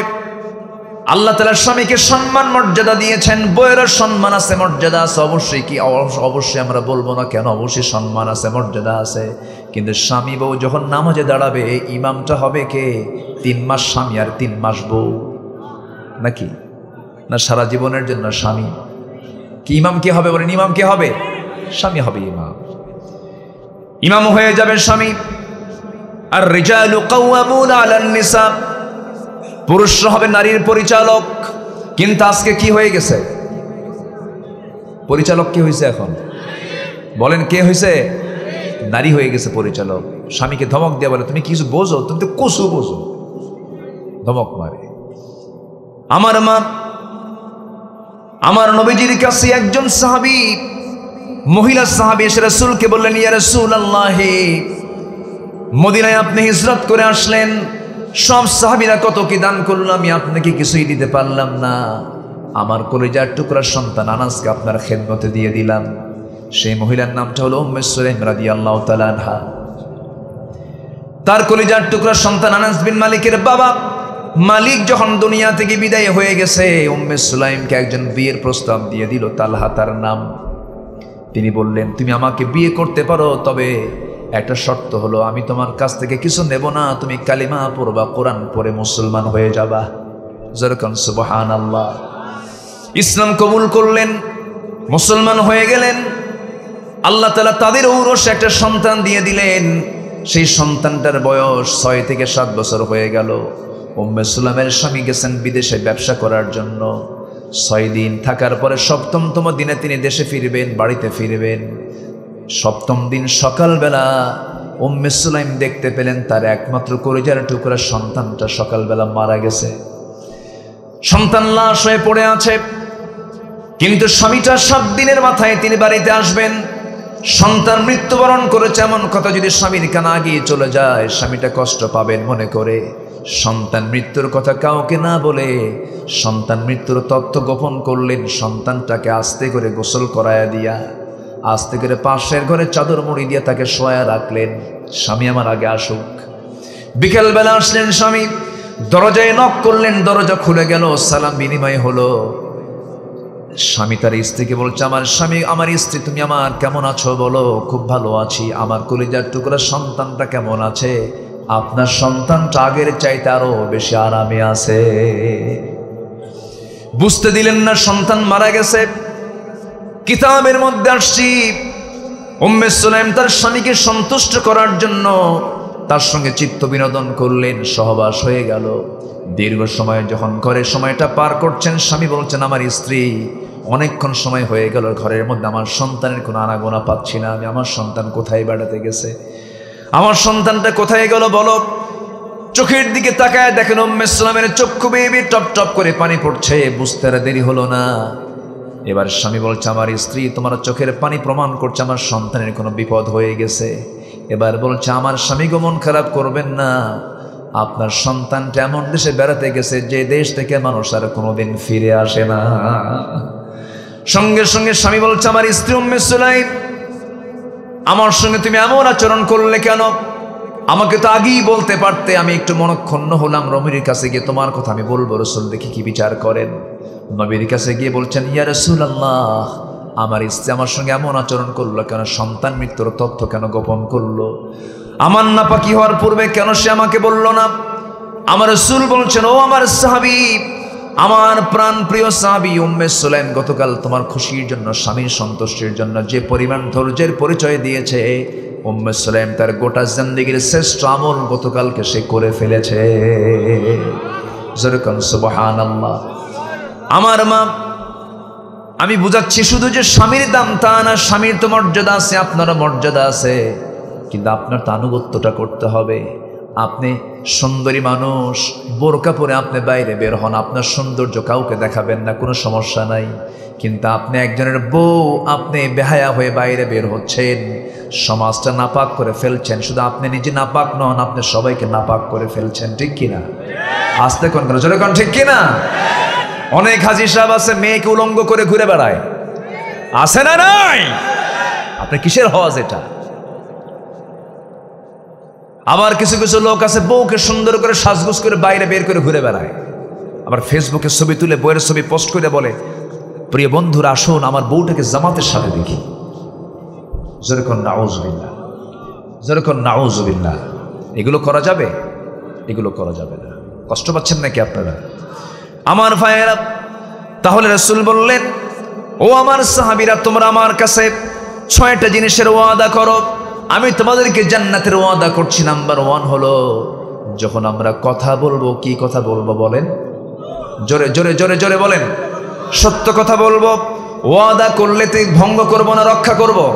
রক্ষা করব। নাম্বার 3 হলো, তোমাদের কাছে কোনো আমানত আসলে এবার সে আমানতটা তোমরা রক্ষা করবে। নাম্বার 4 হলো, তোমরা তোমাদের সতীত্বের হেফাজত করবে। নাম্বার 5 হলো, তোমাদের দৃষ্টিকে সংযত রাখবে, পরনারীর দিকে তাকাবে না, পরপুরুষের দিকে তাকাবে না। প্রথম নজরটা হঠাৎ করে দিয়েছ, যদি হঠাৎ করে নজরটা যায়, আল্লাহ পাক তোমার সেই নজরটা তুমি যদি ঘুরায় নাও, আল্লাহ পাক তোমাকে মাফ করে দিবেন, কোনো গুনাহ লিখবেন না। প্রথম নজর মাফ, দ্বিতীয় নজরটা পাপ। অনেক দিন আগে, 15 বছর আগের হবে, কুড়িগ্রাম এক মাহফিল, বললাম প্রথম নজর পাপ, প্রথম নজর মাফ, দ্বিতীয় নজর পাপ, দ্বিতীয়বার তাকালেই গুনাহ হয়ে যাবে। এক যুবক দাঁড়ায় থেকে বলে, হুজুর প্রথম নজর যেহেতু পাপ হবে না, তাহলে প্রথম নজরই 1 ঘন্টা তাকায় যদি থাকে, যেরকম নাউজুবিল্লাহ, তাকানো যাবে না, নোংরামি করা যাবে। নিজের বউকে সুন্দর করে বুঝাই দিতে হবে, পর্দার বিষয়টা খেয়াল রাখতে হবে। এই দৃষ্টি সংযত রাখার দায়িত্ব বান্দা, যার চোখ আল্লাহ তাআলা দিয়েছেন তাকে সংযত করতে হবে। ইয়াগুদ্দু মিন আবসারিহিম, আল্লাহ তাআলা পুরুষকেও বলেছেন দৃষ্টিকে সংযত করো। মুসার নাম সবাই শুনেছেন। মুসা আলাইহিস সালাতু ওয়াস সালাম ছিলেন একজন বড় পয়গম্বর। আল্লাহ তাআলা তাকে অনেক সম্মান দিয়েছেন। এই পৃথিবীতে একজন নবীর সঙ্গে আল্লাহ ডাইরেক্ট কথা বলেছেন, তার নাম কি বলেন? জোরে বলেন, তার নাম কি? ওয়া কাল্লামাল্লাহু মূসা তাকলিমা। আল্লাহর সঙ্গে তার ডাইরেক্ট কথা হতো। খুব দামি নবী ছিলেন, খুব মুহাব্বতের নবী ছিলেন, আল্লাহর সঙ্গে তিনি ডাইরেক্ট কথা বলতেন। খুব রাগী নবী ছিলেন, খুব মেজাজে নবী ছিলেন, কারণ মেজাজ না যদি শক্ত হতো ফেরাউনকে দমন করা যেত না। ফেরাউনকে দমন করার জন্য যে মেজাজ দরকার সেই মেজাজ আল্লাহ তাআলা মুসাকে দিয়েছেন। যেরকম সুবহানাল্লাহ। খুব রাগ ছিল, তার দৃষ্টি কেমন সংযত ছিল, জাস্ট একটু বোঝানোর জন্য আমি তার ইতিহাসের দিকে একটু যাচ্ছি, আবার ফিরে আসবো। আমাকে সময় দিচ্ছেন তো নাকি? আমার তো উঠায় দিতে দিতে খুব দেরি করে ফেলছেন, তাই না? খুব খুশি আমি আমি আমি অনেকটা আনন্দিত আপনাদেরকে পেয়ে। কেন জানেন? এত রাতে বসে আছেন, কোনো লোক উঠতেছেন না। এটা একটা রেকর্ড না? দেখেন তো। হ্যাঁ, বলি আলহামদুলিল্লাহ। কতক্ষণ থাকবেন আপনারা? কতক্ষণ থাকবেন? সারা রাত? সারা রাত থাকবেন আপনারা? সবাই থাকতে রাজি আছেন? আচ্ছা, সবাই থাকবেন, আমি চলে যাব। তাহলে তো হলো না, ইমাম ছাড়া তো আর কাম হয় না, তাই না? ইমাম তো লাগবেই। দেখি আর কিছু সময় আমি মাদেরকে একটু শোনাচ্ছি কিছু কথা। মাদের শোনানোর দরকার আছে না বলেন তো? মা যদি ঠিক হয়, পেট যদি ঠিক হয়, সমাজ ঠিক হয়ে যায়। আমরা তো মার পেটে থাকি, মার পেটটা ঠিক হওয়ার দরকার আছে না নাই? আল্লাহ তুমি এলাকার মাদেরকে খাদিজা বানায় দাও, আম্মা জান আয়েশা বানায় দাও, সুমাইয়া বানায় দাও, রহিমা বানায় দাও। কিন্তু মেয়েরা টেলিভিশন কম দেখে না বেশি দেখে? বেশি দেখে, খুব দেখে। তাও দেশি কোনো সিরিয়াল না, সব কি সিরিয়াল? হ্যাঁ, কলকাতা। হ্যাঁ, ও মোবাইলও দেখে। হ্যাঁ, মোবাইল তো মাশাআল্লাহ এটা খুব বরকতি জিনিস। মোবাইল যে কত সংসার যে নিয়ে গেছে, কে কার কোথায় চলে গেছে আল্লাহই জানে। এটা যে কত সংসার ভেঙ্গে চুরমার করে দিয়েছে। মাহফিল ছিল আমার চুয়াডাঙ্গা, এক মুরব্বী আমার কাছে এসে দোয়া চাই, হুজুর মেয়েকে ঠাকুরগা বিয়ে দিছি, এটা দোয়া করবেন। ঠাকুরগা বিয়ে দিলেন কেন? এত 250 মাইল 300 মাইল দূরে। ঘটককে? হুজুর মোবাইল। ঘটককে? মোবাইল কিনে দিলেন কেন? হুজুর সায়েন্সে পড়ে, অনলাইনে ক্লাস, অনলাইনে ক্লাসের জন্য মোবাইল কিনে দিতে বাধ্য। দিলাম কিনে, অনলাইনে ক্লাস করুক, কিন্তু যদি আরেকটা লাইন ঘুরছে তা তো জানি না। আকাম কুকামগুলো করতেছে। যুবকরা কোনো গেমস দেখবা না, ছোট বাচ্চারা কোনো গেমস, বাচ্চার আব্বারা তাদেরকে বলছি কোনো বাচ্চার হাতে গেমস উঠায় দিবেন না, এগুলো আসক্তি। আমি মনে করি গাঁজা, মদ, আফিম যতটুকু না নেশা, তার চাইতে বড় নেশা কোনো অংশ কম না এই ডিভাইসগুলো। এক যুবক সেদিন মোবাইল হারায় ফেলছে, হারায় ফেলে কয়, হুজুর আমি মোবাইল হারায় বিধবা হয়ে গেছি। কি হয়েছে? বিধবা হয়েছে। চরম ভয়ঙ্কর এগুলো। আল্লাহ তাআলা এই সমস্ত মিস ইউজ থেকে, এই ডিভাইসের মিস ইউজ থেকে যুব সমাজকে আল্লাহ হেফাজত করুন। জোরে বলি আমিন। কোন নবীর নাম যেন বলতেছিলাম যে আল্লাহর সঙ্গে কথা বলতেন? এই নবীর নাম না নিলে ওয়াজি হয় না, জানেন? ঠিক আছে না? এই নবীর নামটা আল্লাহ তাআলা নিজেও কোরআনটা সাজিয়েছেন মুসার নাম দিয়ে ঘন ঘন। আল্লাহু আকবার বলেন। প্রায় জায়গায় মুসা, মুসার এক্সাম্পল ছাড়া আল্লাহর ওয়াজ খুব কম। আল্লাহু আকবার বলেন। আমাদের নামাজটা এখন কয় ওয়াক্ত পড়ি আমরা? এই নামাজ কি 5 ওয়াক্ত ছিল? ছিল কয় ওয়াক্ত? পাশ হয়েছিল কয় ওয়াক্ত? মাঝখানে আটকায় দিছিলেন কোন নবী? হ্যাঁ, আটকায় দিয়া কি কয়?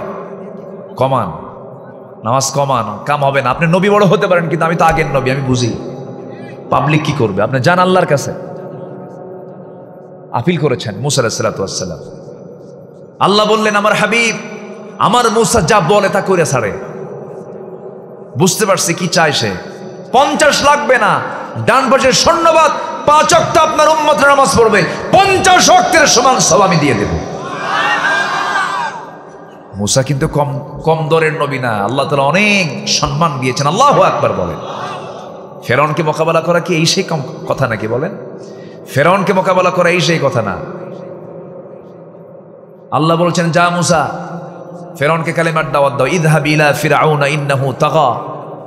মুসা বলছে, আল্লাহ তুমি তো যেতে বলো, কিন্তু আমার তো অস্ত্রই ঠিক নাই। কেন, কি হয়েছে? আমার জিহ্বা তো খাটো, আমি কই একটা হয়ে যায় আর একটা তো করতেই আমার কাম সারা। আগে জিহ্বা ঠিক কর। আল্লাহ বললেন, বলো, রব্বিশরাহ লি সাদরি ওয়া ইয়াসসির লি আমরি ওয়াহলুল উকদাতাম মিন লিসানি ইয়াফকাহু কওলি। আল্লাহু আকবার। জিহ্বা ঠিক হয়ে গেছে। আল্লাহ বলেন, নরম সুরে কালিমার দাওয়াত দিবা। যায়া ফেরাউনের দরবারের সামনে গিয়ে ডাকতেছে, ফেরাউন! এক ধমক মারছে, সাথে তার বড় ভাই হারুন আলাইহিস সালামকে সাথে নিয়ে গেছেন। আল্লাহ বললেন তুমি তোমার হারুনকে নিয়ে যাও। কাল্লা, শুধু হারুনকে এমনি এমনি নিয়ে যাবো নাকি, তুমি একটা কিছু করো, যাও তোমার ভাই হারুনকে নবুয়ত দিয়ে দিলাম, যাও। কয়জন নবী? দুই ভাই দুইজনের নবী, শ্বশুরটাও নবী, একটা ভাগিনা ছিল তাও নবী। আল্লাহু আকবার বলেন। পরিবারটা দেখেন, নবীতে নবীতে ভরা পরিবার। ফেরাউন কয়, মুসা তুমি কেন আসছো? আল্লাহ আমারে পাঠায় দিয়েছে তুই কালিমা পরে মুসলমান হও। তোমার সঙ্গে এটা কি? আমার ভাই হারুন, এ আল্লাহর নবী।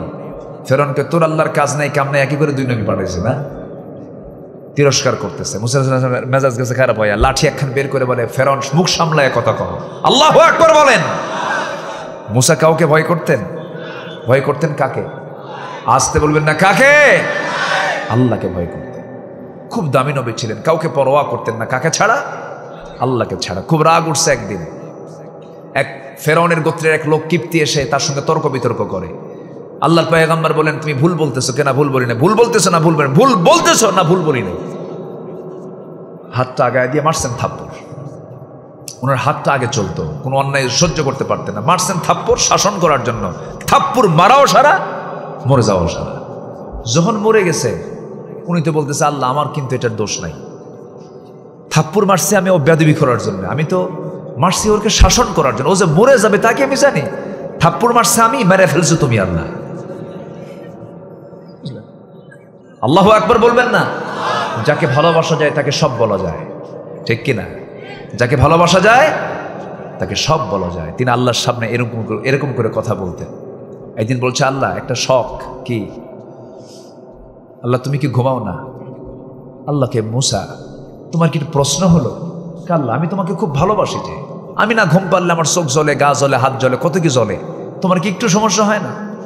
আল্লাহ বলেন, মুসা বুঝতে পারছি, তোর বুঝান দরকার। হাতে গ্লাস নেই, কাঁচপাত্র নিয়েছেন, দিয়েছেন, ঘুম যখন চলে আসছে, হাতে গ্লাস থাকে, গ্লাস গেছে পড়ে। গ্লাস যখন পড়ে গেছে, আল্লাহ বললেন গ্লাস পড়লো কেন? আল্লাহ দোষ তো তোমার, দিছো গ্লাস ধরতে, ধরলাম গ্লাস। ঘুমটা কি দরকার ছিল এই সময়? যেরকম আল্লাহু আকবার। এরকম করে আল্লাহর সঙ্গে মজা করে কথা বলতেন। একদিন বলতেছেন, আল্লাহ বলো তো পৃথিবীতে এখন সবচেয়ে খারাপ লোকটাকে, আমি তাকে একটু দেখব। আল্লাহ বলেন, তুই এখানে দাঁড়া, এইদিক দিয়ে যে লোকটা আসবে সেই লোকটা সবচেয়ে খারাপ মানুষ। দেখলে তৎক্ষণাৎ বলতেছে, আল্লাহ প্রশ্ন কিন্তু অর্ধেক হয়েছে, আরো প্রশ্ন বাদ আছে। কি আর বাকি কি প্রশ্ন? আল্লাহ কোন লোকটা সবচাইতে ভালো আমি তাকে দেখতে চাই। তাহলে এখানে দাঁড়াও, ওই দিক থেকে একটা লোক আসবে। তো উনি অপেক্ষায় আছেন, ওই দিক থেকে সকালবেলা যে লোক গেছে ওই লোকটাই আসতেছে।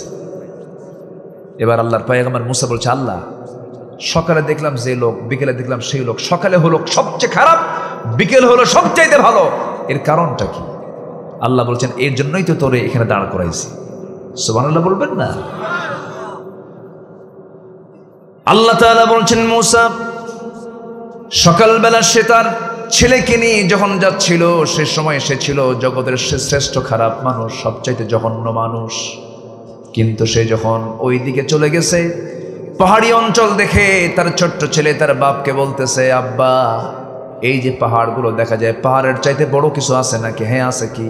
ওই যে আকাশ দেখা যায়, আকাশের চাইতে বড় কিছু আছে নাকি? হ্যাঁ আছে। কি? আল্লাহ তাআলার ক্ষমা, আল্লাহ তাআলার রহমত। আল্লাহ যদি কাউকে মাফ করেন তার চাইতে বড় কিছু আর দুনিয়াতে নাই।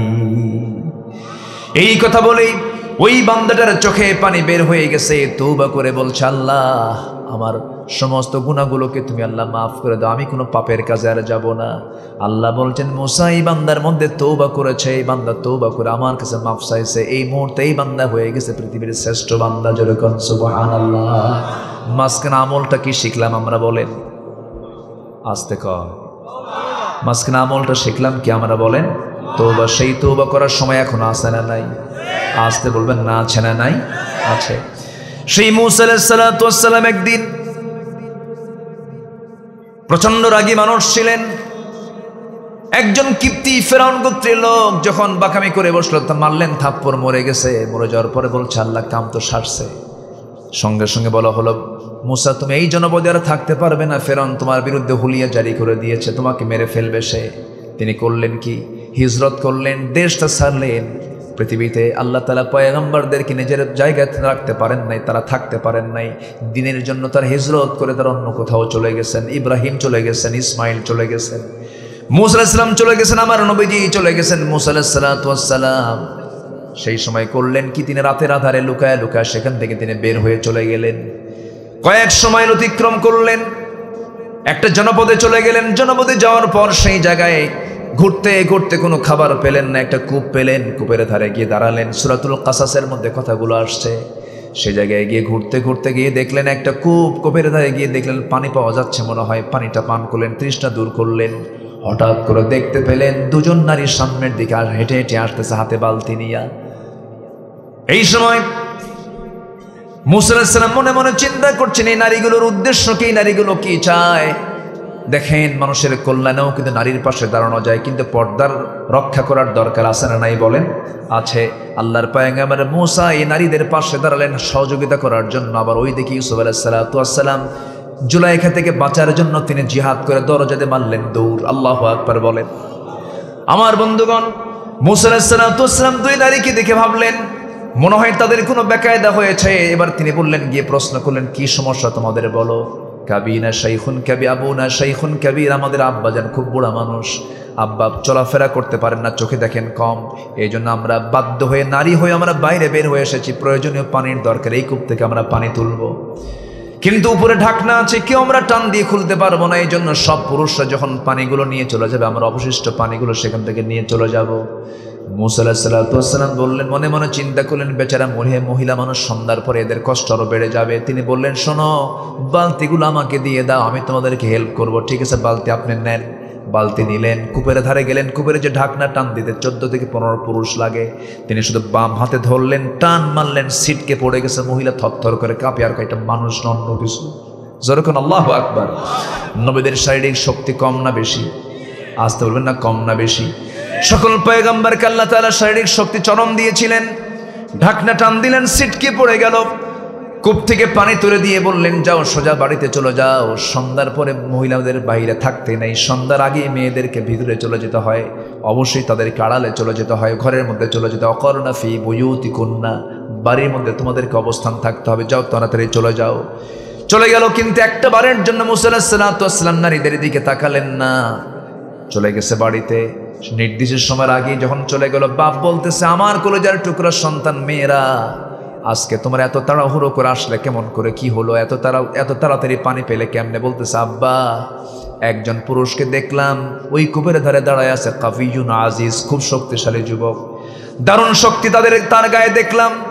সঙ্গে সঙ্গে বৃদ্ধ পিতা বলছে, আমার কলিজার টুকরা বড় মেয়ে, শোনো, আগামীকালকে তুমি কূপের ধারে যাবে, আমাকে তার সালাম জানাবে এবং আমার কথা বলবে। আমি তাকে দাওয়াত দিয়েছি আমার বাড়িতে, সেজন্য আমার সঙ্গে সাক্ষাৎ করার জন্য আমি তাকে দাওয়াত দিলাম, যাও। বড় মেয়েকে পাঠায় দিলেন। বড় মেয়েকে পাঠায় দিয়ে সামনে যখন তিনি দাঁড়ায় গেছেন, মুসার নিচের দিকে তাকায় আছেন, জমিনের দিকে তাকায় আছেন, মহিলার দিকে তাকাচ্ছেন না। এবার বলতেছে, ও যুবক, আমার আব্বাজান আপনাকে সালাম জানিয়েছেন, দাওয়াত দিয়েছেন আমাদের বাড়িতে, আপনি কি যাবেন নাকি? মূসা আলাইহিস সালাম মনে মনে চিন্তা করলেন, এই জনপদে কাউকে চিনি না, এই চান্স কি ফেলে দেওয়া যায় নাকি? না, যখন দাওয়াত দিয়েছে, দাওয়াতটা আমি সাড়া দিই, আমি যাব, একটু পরিচয় হওয়া দরকার, এই জনপদে একটা মানুষ অন্তত পরিচিত হওয়া দরকার ছিল। এই চিন্তা মাথায় নিয়ে বললেন, ঠিক আছে, আমি যাব তো, কিন্তু তোমাদের বাড়িতে আমি চিনি না, আমি কেমন করে যাব? এবার মহিলা বলতেছে, আপনার কোনো টেনশন নাই, আমি চলবো সামনে সামনে, আপনি চলবেন আমার পিছে পিছে, আমি ডানে যাব, আপনি ডানে যাবেন, আমি বামে যাব, আপনি বামে যাবেন, কোনো চিন্তা করবেন না। এই কথা শোনার সঙ্গে সঙ্গে মূসা আলাইহিস সালামের মেজাজ গেছে 100 ডিগ্রি। চোখটা বড় করে বলতেছে মহিলাকে, তুই কি কইলি আমারে? তুই আমারে কি কইলি? তুই সামনে সামনে চলবি আর আমি পিছে পিছে যাব? আমি এমন পুরুষ আমি নই, নারীর পিছে আমি নারীকে ফলো করে করে চলবো, আমার চোখের গুনাহ হয়ে যাবে। তুমি নারী, তোমার সতর হলো মাথা থেকে পা পর্যন্ত, আর আমি পুরুষ, আমার সতর হলো শুধু নাভি থেকে হাঁটু পর্যন্ত। নেতৃত্ব দেওয়ার জন্য পুরুষ, নেতৃত্ব দেওয়ার জন্য নারী নয়। ও মহিলা, তুই সামনে চলবি না, তুই আমার পিছে পিছে থাক, আমি সামনে চলবো। ভুল যদি করি শুধু একটা কথা বলবি, ডান অথবা বাম, এর বাইরে এক চুল পরিমাণ কোনো কথা বলবি না, রোগ কিন্তু সৃষ্টি হয়ে যাবে। মহিলা মনে মনে কয়, গতকালকে দেখলাম গায়ের শক্তি বেশ, আজকে দেখি ইমানের শক্তিও ভালো। যেরকম সুবহানাল্লাহ, চরিত্রটা ভালো। ভালো মেয়েদের দুইটা জিনিস পছন্দ পুরুষের, ভালো মেয়ে যারা, ভালো নারী যারা, তাদের পুরুষের দুইটা জিনিস তাদের পছন্দের। নাম্বার 1 হলো শারীরিক শক্তি। শক্তি যে পুরুষের বেশি তাকে খুব পছন্দ করে মেয়েরা। নাম্বার 2 হলো যাদের চরিত্র ভালো, শক্তি ভালো যাদের, তাদেরকে নারীরা পছন্দ করে, যারা ভালো নারী। কিন্তু আজকের মেয়েরা কে এগুলো পছন্দ করে না, উস্কা খুস্কা চুল পছন্দ করে, ঠিক কিনা? মুখে দাড়ি রাখলে কয় যে তো চাচা হয়ে গেছে, ঠিক কিনা? বাপ বিয়ে দেবে মেয়েকে, আমি কি আলোচনা কি করব?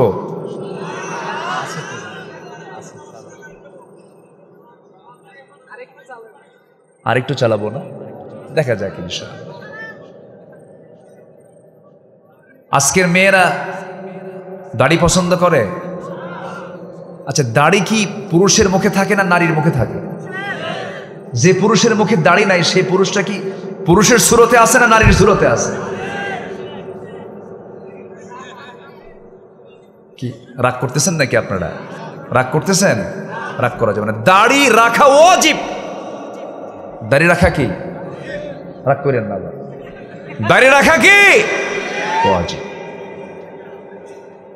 বলেছেন মুহাম্মদ সাল্লাল্লাহু আলাইহি ওয়াসাল্লাম, দাড়ি কাটা ছাটা যাবে না। মেডিকেল সায়েন্স বলছে যদি কেউ ঘন ঘন দাড়ি কাটে স্কিন ক্যান্সার হতে পারে। যদি কেউ দাড়ি কাটে তার চোখের জ্যোতি নষ্ট হয়ে যেতে পারে। রাসূল তো এমনি বলেননি, রাসূলের যে সুন্নাহ সেই সুন্নাহর সাথে বিজ্ঞানের সম্পর্ক আছে না নাই? যেটাই সুন্নাহ সেটাই করলাম, যেটা সুন্নাহ নয় সেটা করলাম না। দাড়ি শুধু এক নবী রাখেন নাই, আদম থেকে নিয়ে আমার রাসূল পর্যন্ত সমস্ত নবীর সুন্নাহ হলো দাড়ি রাখা। আল্লাহু আকবার বলে। শুধু সুন্নাতুর রাসূল না, সুন্নাতুল আম্বিয়া, সব নবীর সুন্নাহ। দাড়ি রাখবেন না কেন? কি প্রবলেম? দাড়ি রাখতে গিয়ে যদি চাকরি না হয়, সেই চাকরি কি করি? জুতা মারি। ওই চাকরি আমার করার দরকার নাই, ঠিক কিনা? বাঁচবো কয়দিন আমি? রিজিকের ফয়সালা কার? রিজিকের ফয়সালা কার? যে সমস্ত কর্মকর্তারা ক্ষমতার জায়গায় বসে শর্ত জড়িয়ে দেন, কন্ডিশন হলো দাড়ি রেখেই কাজ করা যাবে না, মরে দেখ নবীর সুপারিশ তোদের কপালে জুটবে না। দাড়িওয়ালা ছিলেন মুহাম্মদ সাল্লাল্লাহু আলাইহি ওয়াসাল্লাম। একটা পুরুষের মুখে দাড়ি থাকবে, এটা পুরুষোচিত একটা পুরুষোচিত ভাব হচ্ছে দাড়ি রাখা। পুরুষের মুখে দাড়ি থাকবে, মোচটা ছোট করবে, মোচটা খাটো করে ফেলবে। কাসসু শারিব ওয়া আফুল লিহইয়া। রাগ করতেছেন ভাইরা? শোনেন, বাচ্চা যদি দুধ না খায়, বাচ্চা যদি ওষুধ না খায়, তখন মা কি করে? আগে প্রথমে কয় বাবা খা, তাও খায় না। খা বাবা, খায় না। জ্বর আসছে 103 ডিগ্রি, তাও খায় না ওষুধ। তখন কি করে? 2 হাত আর 2 পা শক্ত করে ধরে মুখের মধ্যে ঢুকে দেয়, খা। এই যে ধমকটা দিল, এটা কি মায়ের কি মোহাব্বত কম না মোহাব্বত বেশি? আমার কথা রাগ করেন না। রাগ করতেছেন নাকি? দাড়িটা রেখে দেন না। কি আপনার এখানে জড়তা? অনেকে বলে হুজুর মেয়ে বিয়েই দেই নাই, আমাকে মানুষ চাচা করে কবে এটা হলো? দেখছেন, ও বুড়া হবে না। না, আমরা দাড়িওয়ালা হব। জোরে বলি ইনশাআল্লাহ, জোরে বলি ইনশাআল্লাহ। কার মোহাব্বতে? নবীর মোহাব্বতে। কার মোহাব্বতে বলেন তো? নবী আমার দাড়িওয়ালা, আমিও হব দাড়িওয়ালা। কিন্তু আজকের যুবকরা তো এগুলো না। যুবকের মাথার চুলগুলো দেখছেন, 2 দিকে চুল নাই, চুল কাটতে কাটতে চামড়া বের করা, পিছনে চামড়া বের করা, মাথার উপরে গোল করে দক্ষিণ তালপট্টির দিক মাথার চুল। যখন বলা হয় এটা পাইছো কই, এটা বাটি ছাটিং। কি ছাটিং? বাটি। তোমার এটা স্টাইল কোথায় পাইছো? কি এটা মেসি, লিওনেল মেসি? তুমি কি নেইমার? তুমি কি কুত্তা? আছে না নাই? এগুলো ডিজাইন নয়, এগুলো জাহালাত। আপনার চরিত্রের আদর্শের বাস্তব মডেল হবেন একজন, তিনি হচ্ছেন মুহাম্মদুর রাসূলুল্লাহ। চেতনায় তাকে রাখতে হবে, ভাবনায় তাকে রাখতে হবে। রাসূল আমার কেমন করে দাড়ি রেখেছেন, আমি ওরকম করে রাখবো। রাসূল কেমন করে হেসেছেন, আমি তেমন করে হাসবো। খেয়েছেন কেমন করে, আমি তেমন করে খাবো। আখলাকুন নবী, নবীর আখলাক ভিতরে না আসা পর্যন্ত ঈমান পাকা হতে পারে না। নবীর আখলাকটা আসতে হবে। সম্মানিত ভাইয়েরা, যুবকরা, পোশাক টোশাক ঠিক করল, কাপড় চোপড়ও ঠিক নাই, নতুন প্যান্ট কিনে আনে, নতুন প্যান্ট, মনে হয় ইঁদুর কেটে রাখছে, ইঁদুর কাটা প্যান্ট, ঠিক কিনা? মানে প্যান্ট কাটা ফাটা কেমন জানেন? হাঁটুতেই ফাটা। কোথায় ফাটা? মানে আসার পরে ছিলে গেছে।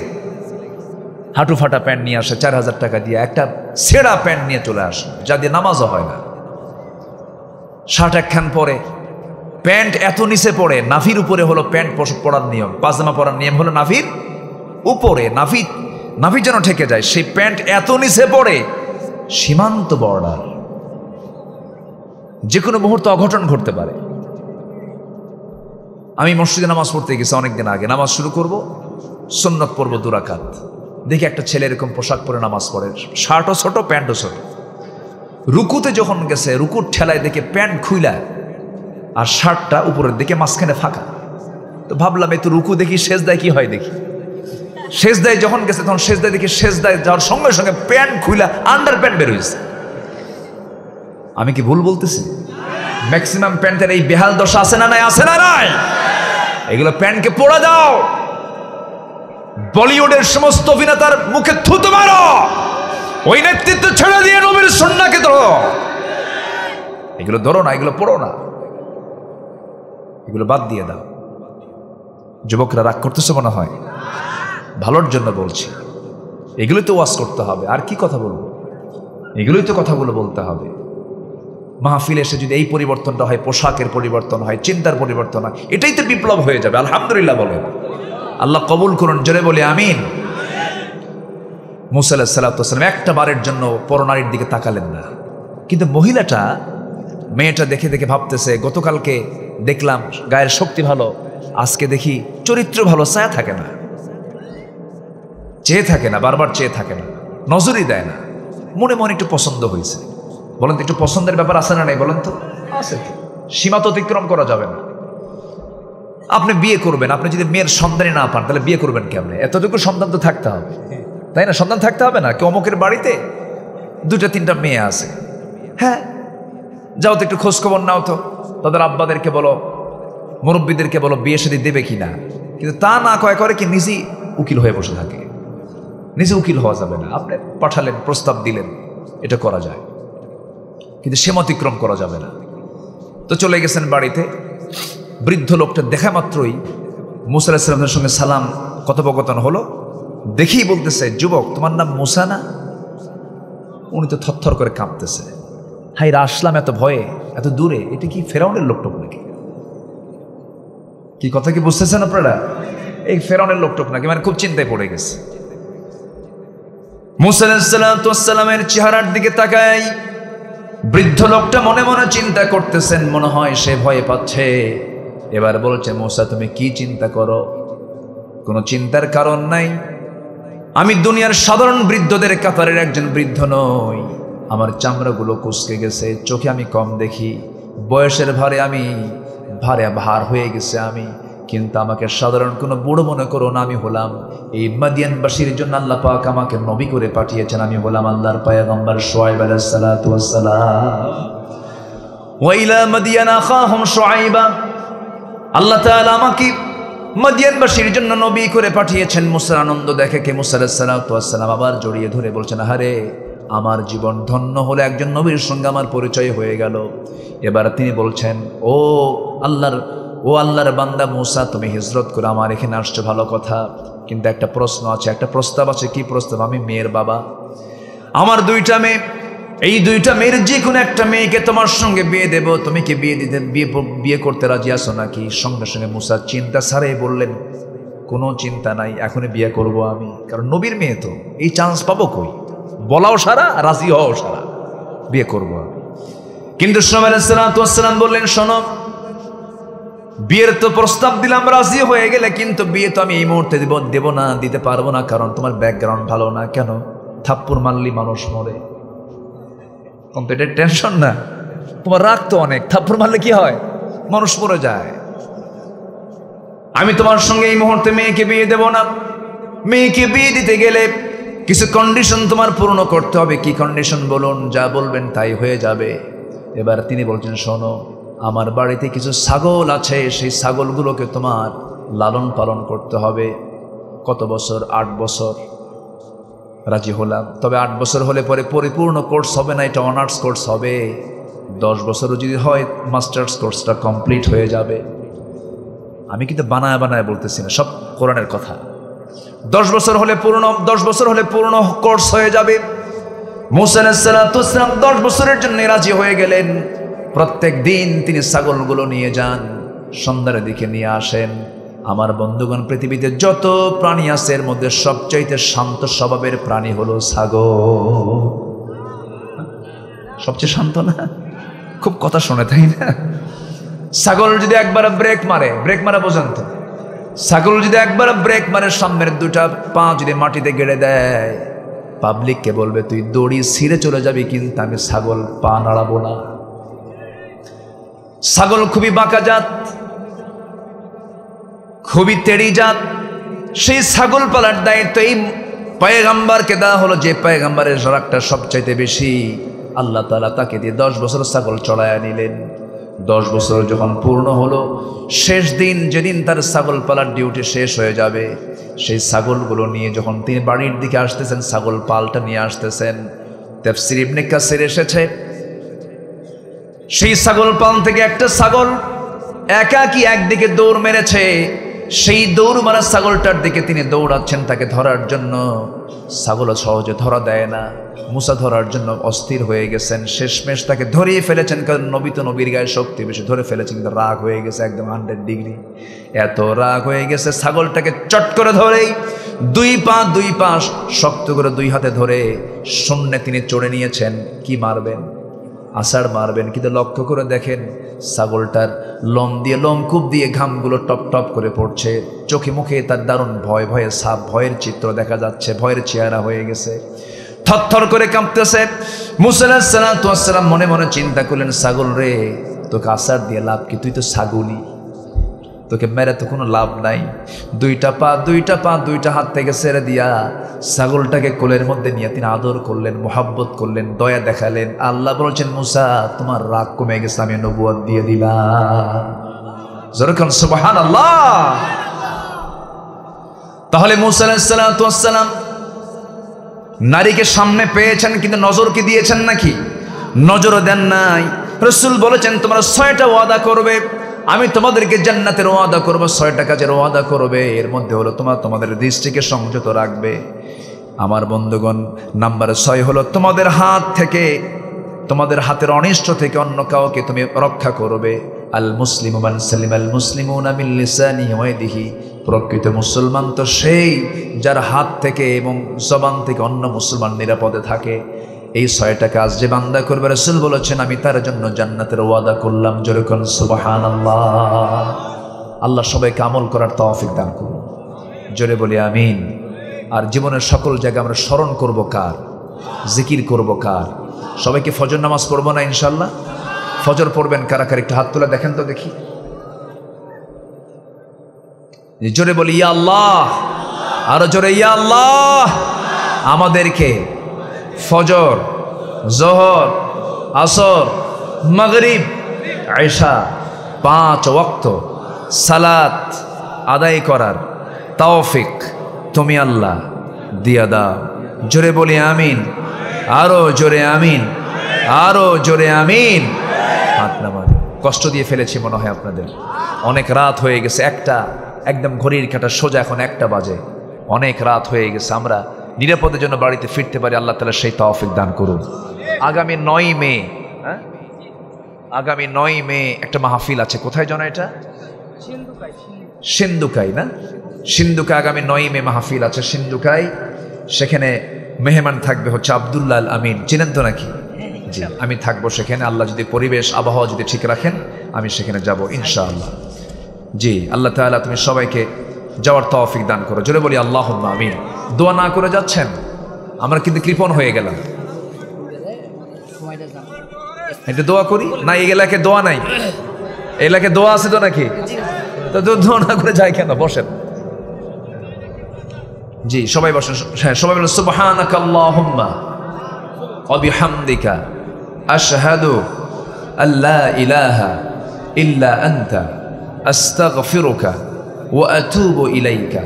চিৎকার মেরে বলি, ইয়া আল্লাহ, আমার জীবনের সাগীরা কবীরা, ছোট বড় সব গুনাহ তুমি আল্লাহ মাফ করে দাও।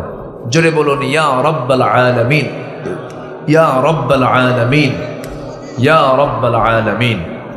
নামাজের মতো করে আমরা বসি, আমরা আল্লাহর কাছে চাবো আল্লাহ যেন আমাদেরকে মাফ করে দেন। আপনি দোয়া করেন, ইসাক ভাই আপনি দোয়া করেন। যে আমার ইসাক ভাইয়ের ছোট্ট ছেলেটা কোথায়? খুব সুন্দর তেলাওয়াত করেছে, আলহামদুলিল্লাহ। সুন্দর তেলাওয়াত করছে না? সুমধুর কণ্ঠে তেলাওয়াত। আল্লাহ তুমি তাকে বড় আলেম বানাও। জোরে বলি আল্লাহুম্মা আমিন। 16 পারা চলে, বাকি 14 পারা যেন কমপ্লিট হয়ে যায়, আল্লাহ সেই তৌফিক দান করুন। আমার ইসাক ভাই খুব পুরাতন মানুষ, আমার কেশরহাট মোহনপুরে আজ থেকে আরো 20-22 বছর আগে তার সঙ্গে আমার পরিচয় মাহফিল সুবাদে। আল্লাহ তুমি তার সন্তানকে জগৎধন্য আলেম বানাও। জোরে বলি আল্লাহুম্মা আমিন। আমলওয়ালা আলেম বানাও। জোরে বলি আল্লাহুম্মা আমিন। যে আসুন আমরা দোয়া করি। এখন কি বলতেছে আপনার কণ্ঠে একটা আজান, না? আজান তো দিলে এখন অনেক বুড়ো চাচা ভাববে যে ফজরের ওয়াক্ত মনে হয়ে গেছে। এই তো এখন একটা গজল বলি না হয়? গজল শুনবেন আপনারা? গজল শোনার আগ্রহ আছে? যে তাহলে একটা গজল শোনায় দিই, যেটা মানে হ্যাঁ 5 মিনিট যেন হয়। ও মানে একটু লম্বা যেন হয়। আচ্ছা দেখা যাক, দেখি কি করা যায়। হ্যাঁ আলোচনা শেষে তো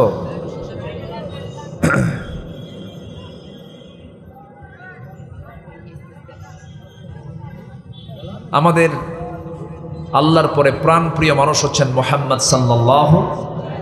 তার জন্ম কোথায়? কাবার ধারে। কোথায় জন্ম বলেন তো? কাবার ধারে। এলো কে কাবার ধারে, আধার চিড়ে চিনিস না কি রে, ওকে ও মা আমেনার কোল জোড়ে চাঁদ জানিস না কি রে। এলো কে কাবার ধারে, আধার চিড়ে ওকে ও মা আমেনার কোল জোড়ে চাঁদ জানিস না কি রে, জানিস না কি রে, জানিস না কি রে। এত আস্তে মারহাবা? বুঝতে পারছি আপনারা সব ক্লান্ত হয়ে গেছেন। আসেন আমরা এখন দোয়া করি, আমরা আল্লাহর কাছে চাই আল্লাহ যেন আমাদের গুনাহগুলোকে মাফ করে দেন। জি দোয়া, জি আল্লাহুম্মা আমিন। রব্বানা যালামনা আনফুসানা ওয়া ইল্লাম তাগফির লানা ওয়া তারহামনা লানাকুনান্না মিনাল খাসিরিন। গভীর রাত, নিঝুম রাত, ঝিমানো রাত্রিতে হাজারো মুসলমান নরনারী নিয়ে তোমার কালাম থেকে কিছু কথা বলেছি।